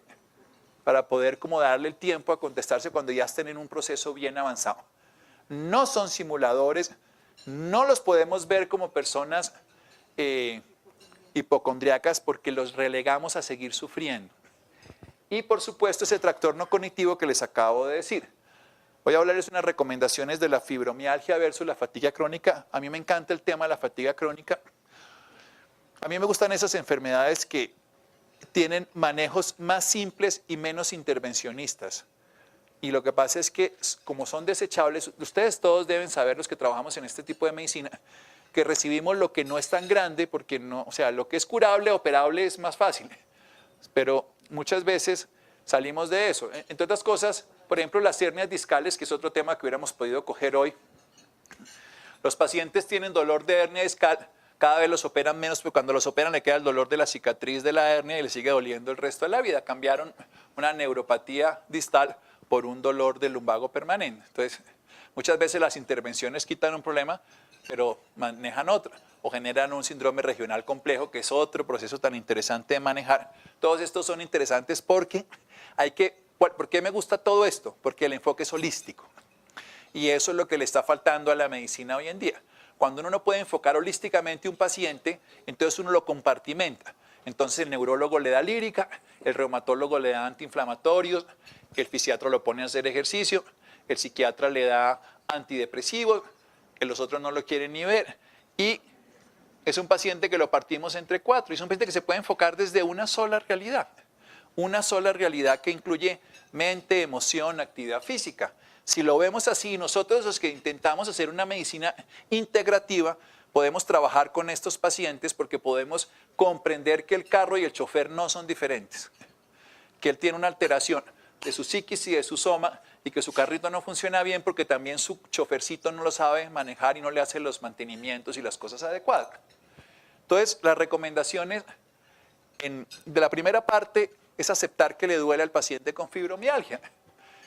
Porque como ellos son personas que se quejan y los analgésicos generalmente no les sirven y los analgésicos generalmente les agravan el dolor, en el sentido de que al final no les son útiles y además les hacen gastritis o les pueden hacer muchos problemas, el paciente empieza a volverse menos tolerante a los analgésicos, menos sensible adecuadamente. Entonces, no tiene una buena actitud. Generalmente esos pacientes, el calor son recomendaciones a él, les digo que podemos hacer más nosotros. Hay que dormir bien, los masajes, todo lo que esto está hablando de la fibromialgia, la característica diferencial que les estaba haciendo, la fibromialgia tiene más dolor, la fatiga crónica tiene más cansancio, pero en todos los demás trastornos son hermanitos, y la fibromialgia se supone que la tensión que se lleva, les voy a dar la fisiopatología específica y el origen, según una teoría muy interesante que es el doctor Gupta, y todo el desarrollo que ellos han hecho frente a esto, todo su equipo. Pero entonces al paciente con fibromialgia la tensión mejora con el masaje y con el movimiento. Entonces, si se queda demasiado quieto, es un paciente que quiere descansar, no tiene tanto cansancio con la fatiga crónica, pero si se mueve, le sirve, pero si no se mueve, le queda, si se mueve poquito le duele, si no se mueve le duele más y tiene que moverse de una manera gradual. Por eso no se puede sobrecargar. Es importante la fisioterapia de la Universidad Nacional de 30 años o algo así. Y sí, claro, el agua caliente le sirve. Y el ejercicio físico de bajo impacto, por supuesto. Y la importancia de la paciente con fibromialgia o del paciente con fibromialgia es la persistencia. Importa más la constante que la máxima. Vamos a explicarlo ahora desde la perspectiva, voy para atrás, no para adelante. Bueno, hay un doctor que se llama el doctor Gupta que empezó a encontrar, y aquí es donde nosotros metemos a estos pacientes en el caso de que son pacientes hipocondríacos. Nosotros decimos, estos pacientes en realidad lo que tienen es una enfermedad inventada, es una enfermedad de origen psicosomático. Entonces lo que hay que hacer es que no molesten y les vamos a dar antidepresivos que no les funciona, le vamos a dar analgésicos que no les funcionan y lo vamos a ir mandando de médico en médico para irnos sacando a ese paciente. ¿Quién tiene pacientes con fibromialgia aquí como terapeuta? ¿Los quieren ahorcar? ¿Todos, cierto? Bueno, vengan a ver, les cuento una historia, cómo es de bonita, cómo se puede hacer otra opción terapéutica. Bien, entonces el doctor Gupta encontró que estos pacientes lo que tenían era miedo y tenían una activación de la amígdala cerebral. Si nos devolvemos a la clase pasada, a mí me gusta ir uniendo conceptos, por eso les metí hoy un ejercicio del sistema nervioso junto al osteoarticular, hemos cogido conceptos de antes de la psiconeuroinmunología, ahora juntemos algo de todo lo que tienen que ver con las emociones. Nosotros tenemos fundamentalmente 6 emociones básicas, lo dijimos la vez pasada, y eso es un remanente que traemos todos nosotros de nuestro cerebro mamífero, 65 millones de años de evolución, y es muy importante. Y tenemos una parte del cerebro, de ese cerebro mamífero, que se llama la amígdala, y es la que nos activa y la tenemos nosotros preparada frente a circunstancias como el temor. Esas emociones básicas que nosotros tenemos, que además les decía la vez pasada, son moverse, movimiento, actividad. Las emociones nos llevan a estar en movimiento, mover, emotion, ustedes en inglés leen emotion, es movimiento lo que busca una emoción nos lleva a actuar. Y entonces tenemos una emoción básica, son 6, una es la rabia, que nos lleva hacia afuera, una la tristeza que nos lleva hacia adentro. Si tenemos, la tristeza es muy buena porque nos lleva hacia adentro, la gente no debería negar la tristeza. Hay un informe anual en este momento que más del 20% de la población mundial toma antidepresivos. ¿Por qué? Porque está impidiéndose sentir tristeza. La tristeza es tan natural que cuando la sentimos nos va bien. Los hombres nos ponemos bravos cuando estamos tristes. Si usted ve a su marido bravo, puede estar triste o puede estar miedoso. Es muy importante porque el hombre no reconoce la tristeza, porque esta sociedad que nos lleva a los 55 años a ser viejos y que nos lleva a ser machos de una mala forma, machos entre comillas, nos impide estar tristes. Y estar tristes es natural. Y si uno está triste, lo más importante es sentirse triste, permitirse estar triste. La tristeza nos permite ver el mundo interior. La rabia nos permite actuar en el exterior. Sin rabia no nos levantamos. No, por eso los depresivos con rabia se mejoran. La medicina tradicional china cuenta esas historias que había una persona que el emperador estaba deprimido, por ejemplo, y nadie lo curaba. Entonces llamaron a un médico de otra corte porque el de la corte no lo había podido mejorar. Y el médico que llegó cogió y violó a la favorita del rey. Entonces el rey se emberracó, se puso bravo y mató al médico, pero se curó. Porque con la rabia había sanado si ustedes entienden, no voy a hablar de aquí, pero lo que tiene que ver con la rabia, para manejar lo del metal, lo de la madera, lo del fuego, en fin, cómo se maneja eso, explicaría perfectamente por qué una cosa sanó la otra. Pero desde el punto de vista práctico, esas emociones son necesarias. La sorpresa nos activa y nos hace reconocer. Sin sorpresa no vivimos. Los niños tienen esa característica y reconocen el mundo. Cuando uno tiene sorpresa, no aprende, no se motiva. Necesita la sorpresa para eso, necesita la felicidad, por supuesto, para disfrutar. Y necesita también el asco para tomar distancia. Cada emoción nos lleva a algo. Y la del miedo, que es la más importante, nos permite sobrevivir. Porque el miedo nos hace valorar también la supervivencia. Es la emoción más importante para sobrevivir. Sin miedo no sobrevivimos. El problema fundamental es que nosotros actuamos con miedo, pero no le podemos dar el curso de miedo. Toda esta es la teoría de Gupta y tiene una historia bien interesante. Él tiene un programa que garantiza que en 6 meses se cura la fibromialgia y la fatiga crónica. Y los pacientes que lo siguen se curan. Incluso les devuelven el dinero como en esas cosas de... Le dan un programa para que lo haga. ¿Qué dices? No, 6. ¿Yo dije 7? No.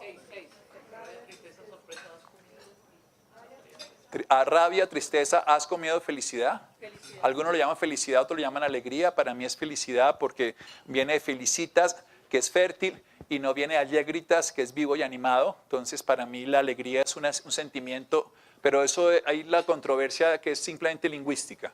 Pero felicidad o alegría. Bueno, para completar lo que estás diciendo, cuando uno tiene una emoción y reflexiona sobre una emoción, se sale el cerebro mamífero y se pone en el cerebro humano. Y esa reflexión sobre la emoción, que es más perdurable porque la emoción es de muy corta duración, pero lo que viene es de más duración, se llama un sentimiento. Entonces, cuando yo reflexiono sobre una emoción, genera un sentimiento. Y cuando yo perduro en el sentimiento y lo mantengo y lo mantengo y lo mantengo, genera un resentimiento, que es lo que me enferma. A mí la emoción no me enferma. ¿Qué hacen los que tienen miedo? El miedo es una respuesta adaptativa primaria para la defensa y la supervivencia. Y se asocia a una respuesta que llamamos de alarma. Y es importante durante un momento. Tener miedo es importante porque, ¡pucha, me quemo! ¡Uy, qué pasó! Mire esto.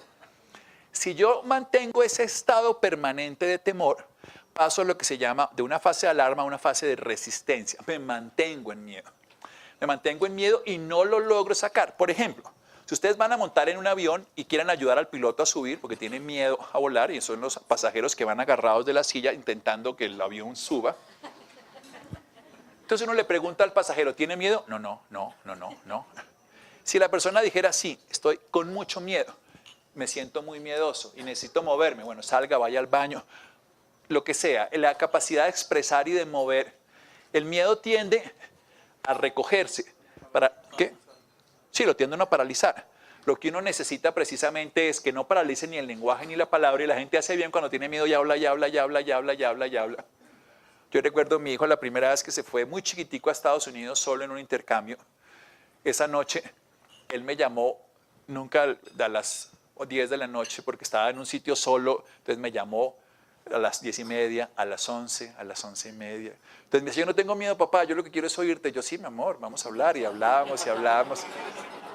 Sí, pues el chiquito y yo feliz, además uno de papá que lo llaman a esa edad. Claro, a los 2 días no volvió a llamar, ya se la ha acabado. Pero eso es claro, o sea, el miedo ideal, como lo paraliza a uno, es que uno lo pueda actuar. Estas personas no logran actuar su miedo, no logran ponerlo afuera, y entonces pasan de esa fase de resistencia, que además libera altas cantidades de cortisol y altas cantidades de adrenalina, y lo que hacen es una tercera fase que se llama de burning out o quemamiento. O sea, es un estrés permanente asociado al temor, y a un temor que no logran manejar de manera adecuada. ¿A qué le pueden tener temor? Bueno, las teorías son muchas, pero hay 2 temores grandes, el temor a vivir y el temor a morir, y ahí nacen todos los demás. El temor a vivir se manifiesta en la vida en cada nueva acción que vamos a empezar, y el temor a morir en cada pérdida. Entonces, por ejemplo, yo vengo a hacer esta conferencia acá y me dan los 2 miedos. El miedo a perder es perder la imagen, voy a hacer el ridículo, ¿qué van a pensar? Me voy a equivocar. Entonces todos esos miedos empiezan a ir en contra mío y yo me paralizo y por eso no puedo hablar. Y el otro miedo, que es el de empezar, no llámelo usted, no dígale usted, pregúntele usted, hágale usted.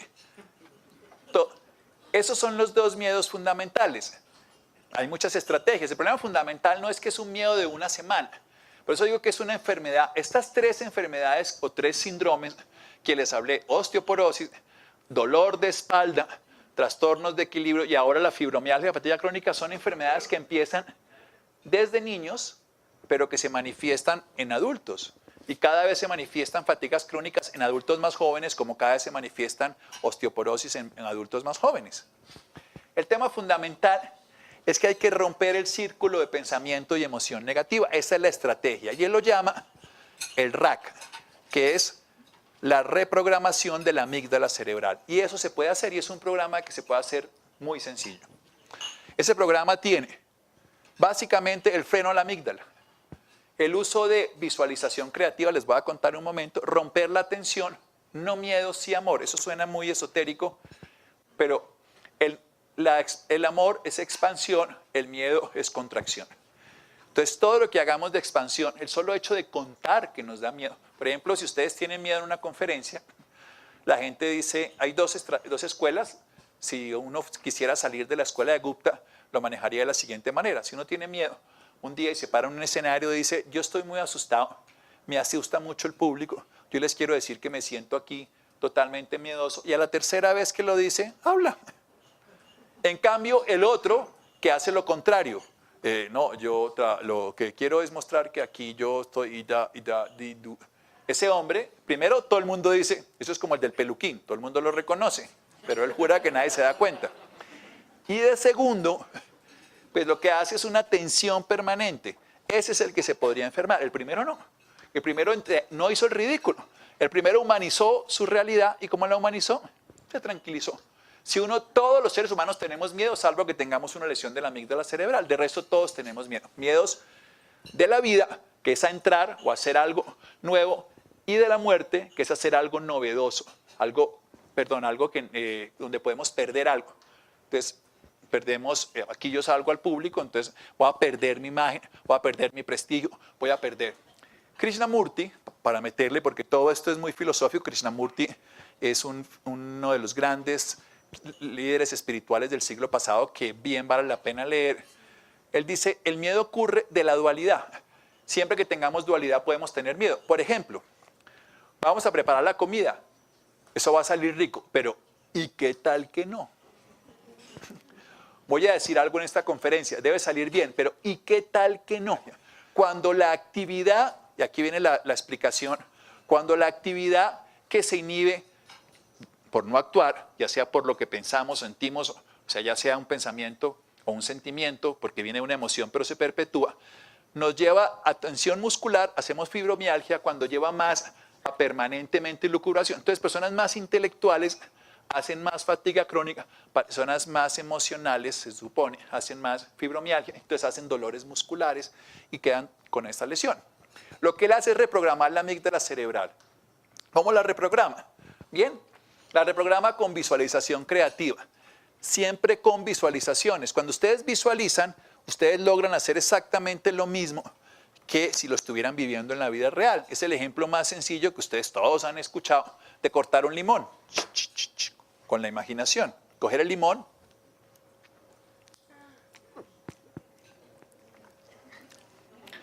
El solo hecho de producir esa respuesta, pero visualizaciones creativas y curativas, porque son curativas, de movimientos, de actividad, de capacidad. Recordemos que esta persona lo que siente es la incapacidad. Y lo que le produce, él dice, básicamente se llenan de miedo al miedo. Les da miedo tener miedo y les da miedo de los síntomas. Y tienen tantas ganas de curarse que les da miedo no curarse. Bueno, les acabo de decir de la dualidad. Tengo que curarme, tengo que curarme, tengo que curarme, pero ¿qué tal que no? ¿Qué tal que no? ¿Qué tal que no? Siempre aparecerá esa opción. Lo que se hace entonces es activar la corteza prefrontal. ¿Qué es lo que ocurre? Cada vez que ocurre una acción del temor, la amígdala nos manda eso. Por lo menos tenemos un piso más adelante, que es la evolución de nuestra corteza cerebral, que le dice, pero fresco, hermano, no pasa nada. ¿Qué pasa? Ya, pasó. Bueno, y si hace el ridículo, ¿qué? Y si le dice no, ¿y qué? Si nosotros podemos activar esa parte de ahí, le dice, bueno, ya. Además le dice, fresco, hermano, si usted hace el ridículo, después va a contar que hizo el ridículo y a todo el mundo le va a parecer bueno, entonces, ¿qué importa? Esa parte se activa cuando nosotros hacemos una actividad específica. Y esa actividad específica se llama meditación. La meditación es la estrategia y la oración, pero la oración no en búsqueda de, sino la oración por el gusto de orar, que es distinto. O sea, no la oración de Virgen María, dame puntería, o por favor que se voten los del Nacional los penaltis, decían ayer los de Junior.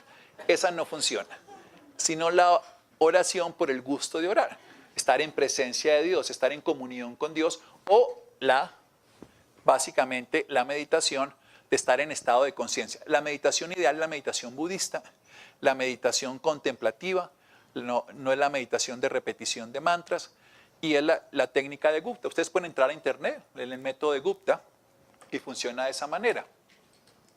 Básicamente, ellos utilizan, este es el programa de Gupta, lo encuentran en internet, se llama programa de Gupta, ahí como está escrito, es un médico de la India, y lo pueden usar cualquier persona, no es programa, sino programa de Gupta. Una nutrición balanceada que es fundamentalmente crudívora de frutas y verduras para tener más antioxidantes o suplementos de antioxidantes. Aquí el espectro, por ejemplo, es una muy buena opción. También el rujoibatrol porque tiene aminoácidos esenciales. Ejercicio regulado y gradual. Esto es muy importante. El paciente de fibromialgia, aquí hay una diferencia fundamental. El paciente de fibromialgia debe hacer ejercicio todos los días. Y debe hacer sobre todo ejercicio de estiramientos. El pilates es ideal porque está mandado a hacer que no es un ejercicio de alto impacto y es un ejercicio que cursa con estiramiento y le sirve muy bien. Meterse a la piscina, como estabas hablando, pero no fría. Las piscinas calientes son muy buenas. En la Universidad Nacional hay piscinas calientes para los pacientes de fibromialgia. Hace 30 años. No, hombre, para poner esto entusiasmo. Además pasaste de modelo y todo aquí. Lo interesante es que hay que hacer ejercicio. Al paciente con fibromialgia hay que ponerlo a hacer ejercicio. Es terapéutico, pero gradual. Mientras que al paciente de fatiga crónica el ejercicio lo agrava. Hasta que no le recuperemos la amígdala, no lo podemos poner a hacer ejercicio. Entonces ahí está la diferencia entre las dos. Pero a los dos se le hace el trabajo sobre la amígdala. Pero al uno le tenemos que poner a hacer ejercicio porque si el paciente sábado y domingo no hace ejercicio, el lunes está llevado.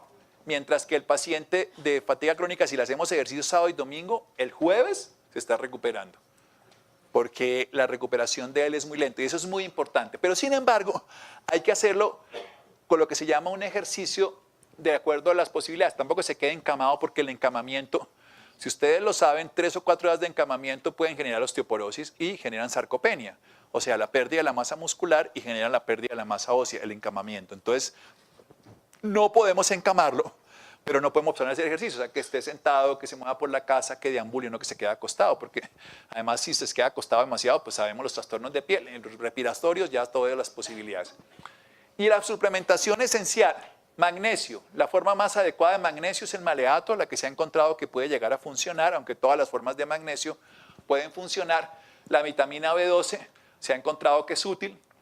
Yo creo que gran parte de esas inyecciones que se ponen en Colombia y que le sirven a la gente cuando les duelen los músculos y todo, pues pueden tener que ver en parte con esa actividad. Nuestra querida y bien nombrada vitamina D3, cuya actividad hoy en día sigue siendo cada vez más maravillosa, es para mí la sustancia del siglo XXI, es el antioxidante, si le podemos llamar que no es así, es una sustancia, acuérdense, liposoluble, tampoco se puede uno sobrepasar de dosis, pero es la sustancia que se le ha encontrado más actividad, primero como hormona, pero se descubrió que era una hormona que antes era una vitamina, y tiene la capacidad de producir efectos a distancia, efectos endocrinos, entonces en todas las células internamente, pero además tiene la capacidad de prevenir muchas enfermedades. Aunque no sabemos exactamente si el suplemento los puede llegar a prevenir, lo que sí se ha podido saber es que muchas enfermedades, cáncer de colon, cáncer de mama, depresión, las personas cursan con déficit de vitamina D3, eso lo podemos decir con certeza.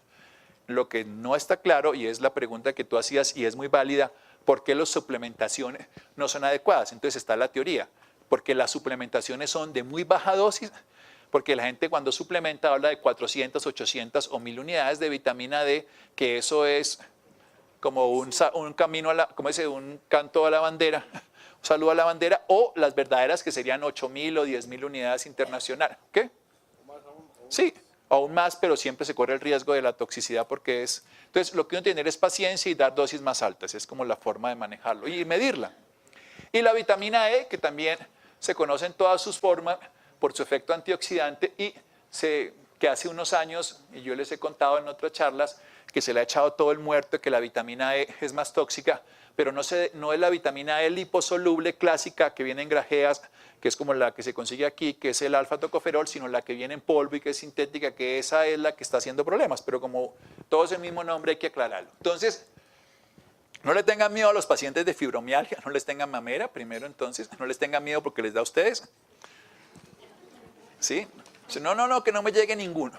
Trátenlos con amor, preséntenles este programa, pero la clave es el paciente de fibromialgia, como uno lo desprecia, ya le da el más desprecio y genera más temor. Ahora, bueno, en optimismo se puede hacer algo, se puede trabajar. Aquí todos estos suplementos que vamos a ver rápidamente tienen actividad sobre esta fibromialgia. Entonces, meditación, romper el círculo de pensamiento, emoción, ya lo había dicho esto, yo voy para atrás, para adelante. Bien, recordemos entonces que los miedos son la clave de la enfermedad. Este es el programa BUP, ustedes lo consiguen así en internet, Gupta Programe. Hay una edición en español un poco incompleta, está la edición en inglés que está perfecta, se la recomiendo, no me dan comisión, pero es básicamente la ley de la atracción. Cada vez que tengo miedo atraigo alguna cosa y precisamente nos mantiene en alerta. Cuando esa alerta se mantiene permanente, nos activa la energía, luego nos consume la energía y se crea la enfermedad. Esa es la teoría de Gupta. Es muy sencilla la teoría, pero lo interesante no es su hipótesis, lo interesante es que su método la revierte y sí funciona. Yo tengo un médico que me encanta, que es amigo mío, Arturo Vélez, y él tiene esa característica, tuvo 11 años de fatiga crónica, es un radiólogo de la Clínica del Country, un médico racional, ortodoxo, estaba mamado de todos los tratamientos, le han dado todas las cosas, no hizo nada más, aborrecía la medicina alternativa, todas las cosas, y alguien le habló de este tema y se metió de cabeza y él se curó y le está ayudando a muchas personas con eso, se curó de fatiga crónica. La fatiga crónica viven exhaustos y el ejercicio los agota más. Si alguien tiene fatiga crónica, tenga esperanza. En lugar de decirle, uy, pobrecito porque está muy mal, hay una esperanza, vamos a ayudarle. Y esa es gran parte de esta charla que quería dejarles eso. Para terminar, que siempre les cuento de los productos que ustedes pueden conseguir aquí, pues está fundamentalmente, trabaja sobre las sustancias que activan la parte de la formación de hueso, que es la calcitonina. Entonces ayuda al proceso de los osteoblastos, ayuda a diferentes formas de calcio, incrementa los huesitos, y esto se puede usar desde los 40 años como suplemento. Ya saben ustedes que si uno tiene osteoporosis, el solo calcio es insuficiente. En la prevención es útil con el ejercicio y con la autoestima suficiente. Pero en la enfermedad de osteoporosis, el solo calcio es un canto a la bandera, no sirve de algo. Hay que darle sustancias como los bifosfonatos, hay que hacer un tratamiento más completo, pero siempre están de la mano, no se pueden tomar al mismo tiempo. Bueno, ya son especificaciones muy técnicas, profesionales para los que lo hacen. No todos los que vienen aquí son médicos y por eso no son médicos. E insisto en que nunca les voy a hablar en un lenguaje muy técnico por respeto, porque es una conferencia que lo dijimos que era para todas las personas. La vitamina E, recuerden, todo esto que están hablando ahorita, el método Gupta, la vitamina E también es una sustancia que es liposoluble, al ser liposoluble se acumula y debe tener ciertas precauciones. Por ejemplo, no dejarse de tomar una semana antes de un procedimiento quirúrgico y tener precauciones si está tomando otras sustancias como la aspirina o algo parecido, porque pues tiene efectos que pueden ser sinérgicos y tiene la característica de que no sirven dar demasiadas altas dosis, no modifica mucho, a menos de que sean prescritas con conocimiento y no hay que automedicarse. Yo nunca he podido con esto. Muchos de los pacientes con síndrome de fatiga crónica y fibromialgia, para los chinos, la medicina tradicional china, para algunos autores, el hígado controla los músculos, para otros el hígado controla los tendones y los músculos los maneja el vaso páncreas. Esa discusión no me la voy a meter, tiene 5.000 años de discusión, no la voy a resolver, pero de todas maneras, en los pacientes que tienen dolores musculares y cansancio, y que tienen, y aquí voy al cuento tuyo, las mialgias, por ejemplo, en los pacientes que están tomando estatina, sirve este producto. Sirve el producto desintoxicante hepático. Ay, por Dios, para acá. Todo paciente, lo que yo les decía, hoy en día se dice, los cirujanos dicen que todo paciente bien examinado es quirúrgico, entonces a uno lo operan todo, pero hoy en día todo paciente después de los 40 años y idealmente después de los 50 debe tomar unos suplementos nutricionales. Esa sí ya es una realidad. Podemos decir los 40 en un país como el nuestro, en otros países hablan de los 50 que tienen dietas enriquecidas. Esta es una mezcla que tiene de todo, que puede llegar a funcionar como multivitamínico. Lo que yo sí les digo es no tomarlo tanto tiempo. Uno como se dice popularmente, dejar descansar el cuerpo, pero le pegué esta vez. Uy, lo pude. Pude tener una buena propiocepción, equilibrio y buena memoria, pero siempre le pego al que no es. Este es un producto que, si bien es cierto, no es específico para ninguna parte de la función ósea. Se sabe hoy en día, y esta es una discusión que es bien interesante, que daría para un solo tema, y es la hormona del crecimiento. Se sabe que la hormona del crecimiento es muy buena, pero se sabe que usarla no necesariamente es tan buena. Pero sabe que reproducirla sí es buena. Entonces lo que se está usando hoy es precursores, y los precursores de la hormona del crecimiento son básicamente aminoácidos. Y los aminoácidos más característicos son la arginina, la ornitina y la lisina, que son los tres que pueden favorecer el uso de estas sustancias. La tirosina va en la otra vía metabólica. Yo les mostré en el programa, en la conferencia pasada, les mostré la vía de la tirosina, fenilalanina, dihidroxifenilalanina, que después está la dopa y la dopamina, con la carboxilasas, en fin. Entonces, estas sustancias hacen todo ese metabolismo y por eso favorecen el equilibrio entre la masa adiposa y la construcción de piel y huesos. Entonces, ayudan en la prevención o en el manejo de los pacientes con osteoporosis u osteoartrosis. Muchas gracias.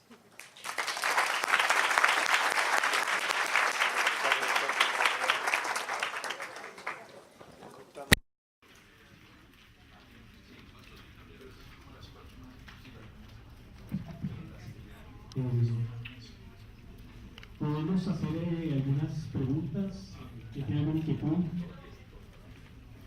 Por favor.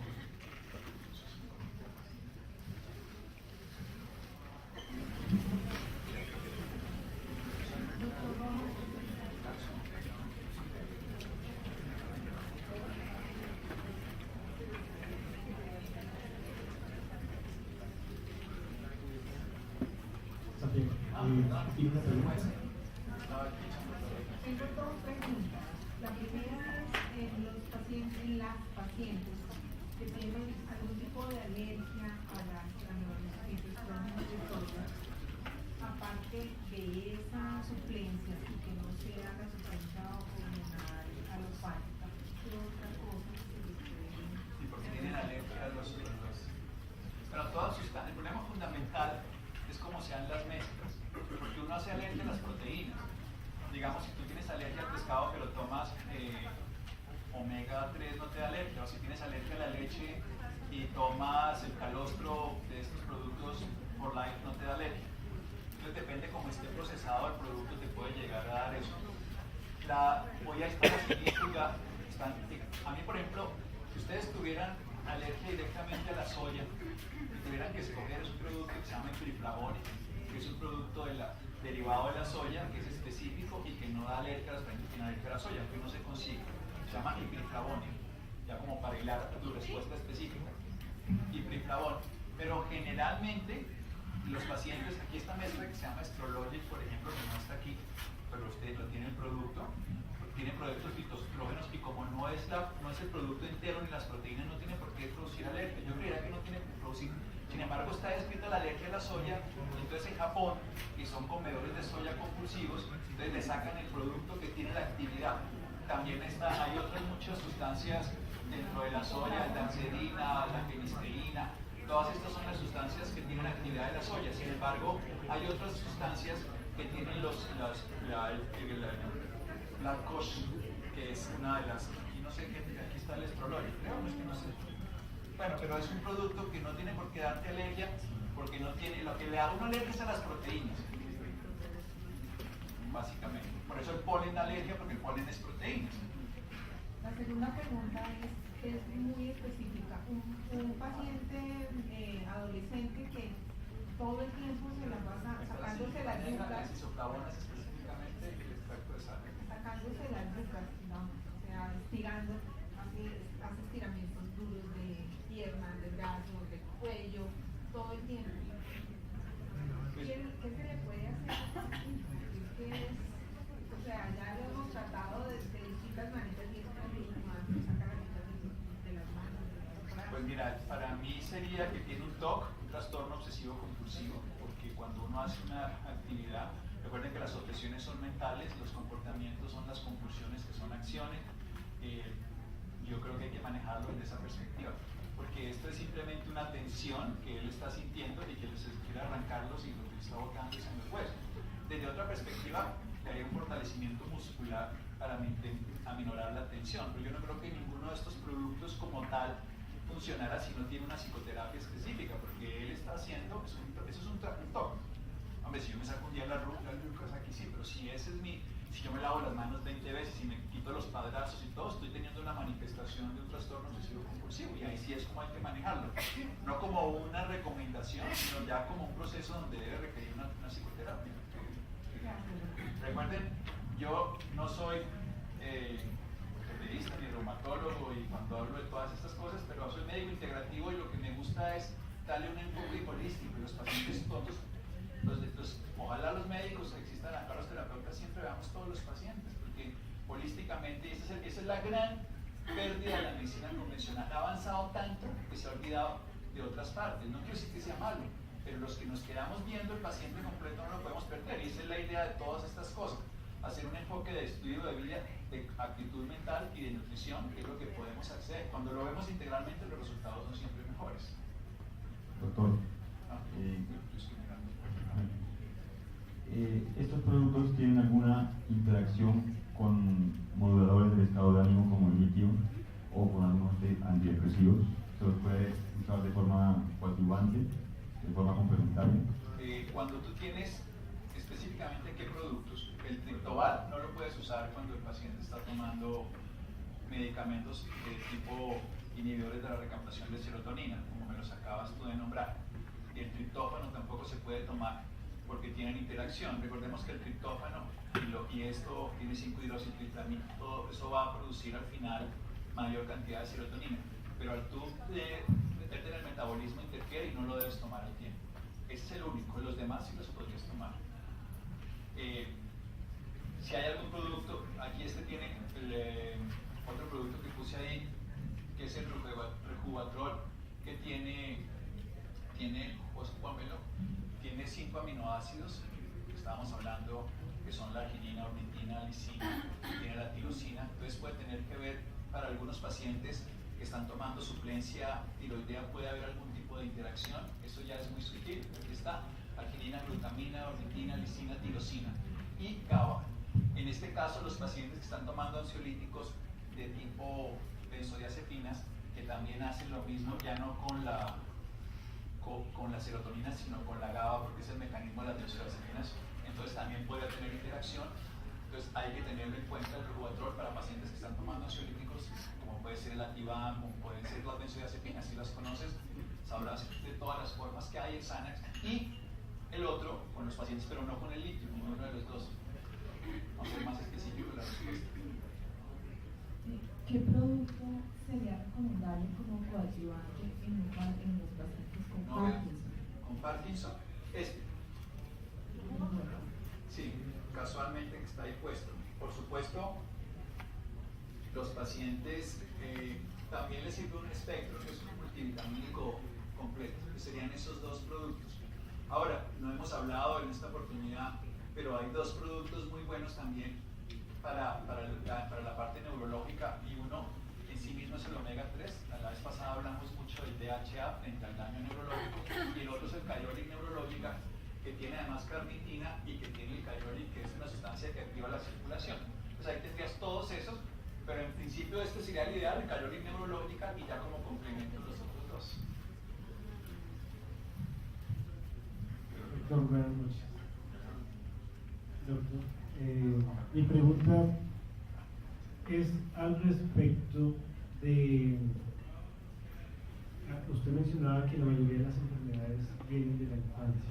Y son enfermedades que se van creando y van creciendo sin que nos demos cuenta, y de repente debutan a los 40 años o algo así.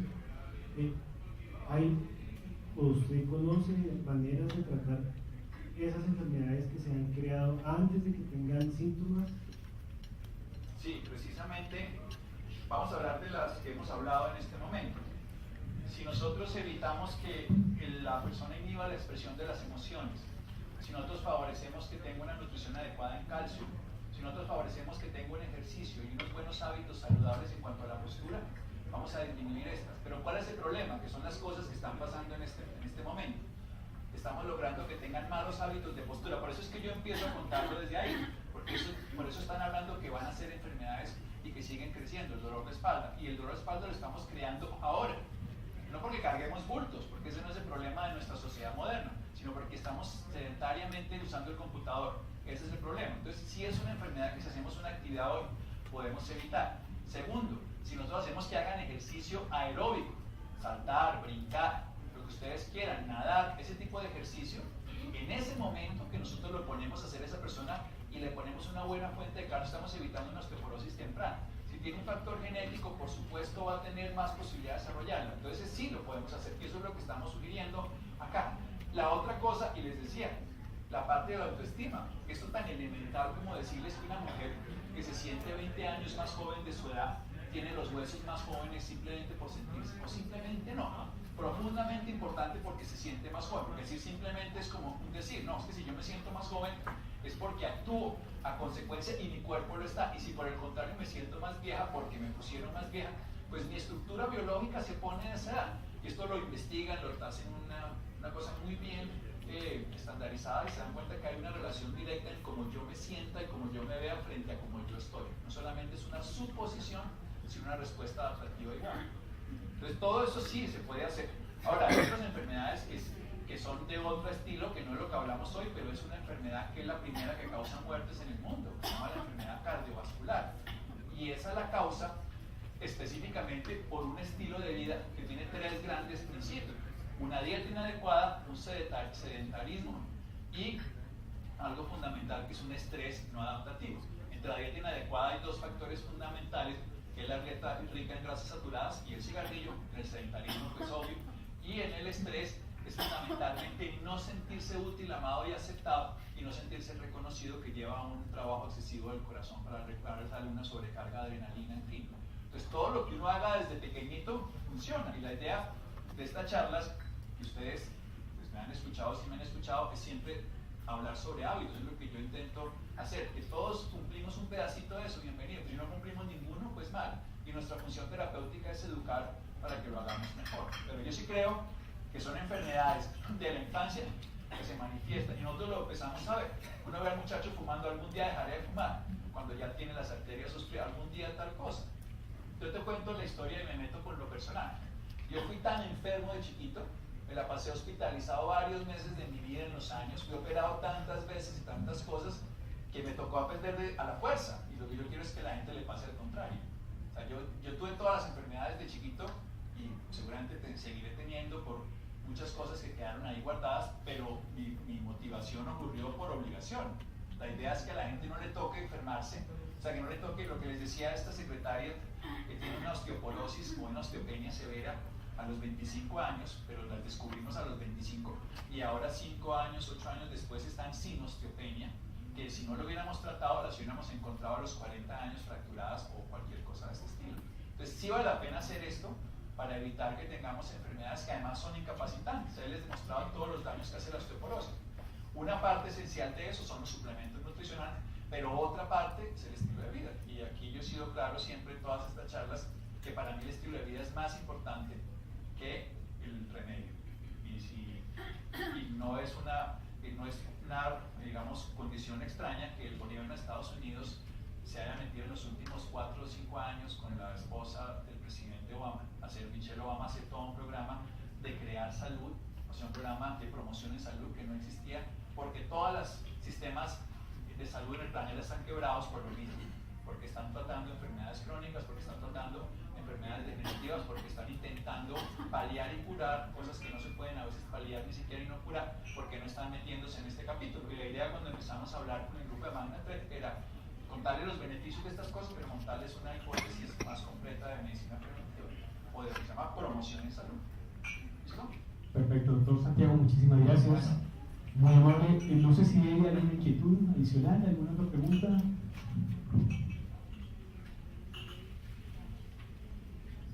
Básicamente comentarles que si uno tiene otra alternativa para tratar problemas de deficiencia de estrógenos, probablemente muchos de ustedes o algunos de ustedes conocen el síndrome de deficiencia del síndrome de dominancia estrogénica. Se sabe que las mujeres cuando llega la menopausia los estrógenos bajan un 40%, pero la progesterona baja casi a cero.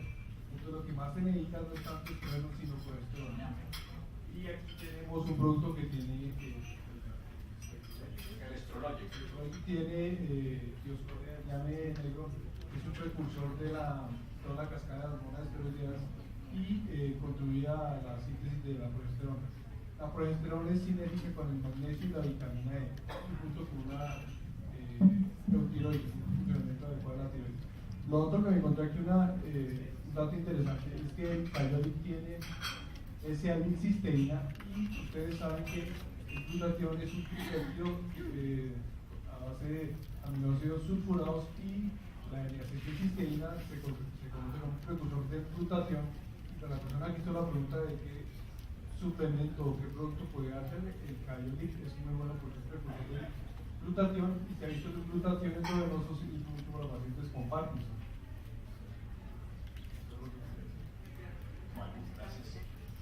Aprendemos todos los días.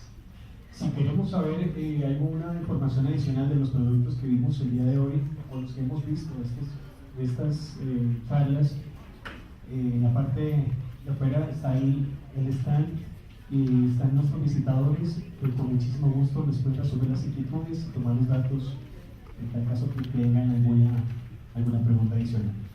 A todos ustedes, muchísimas gracias.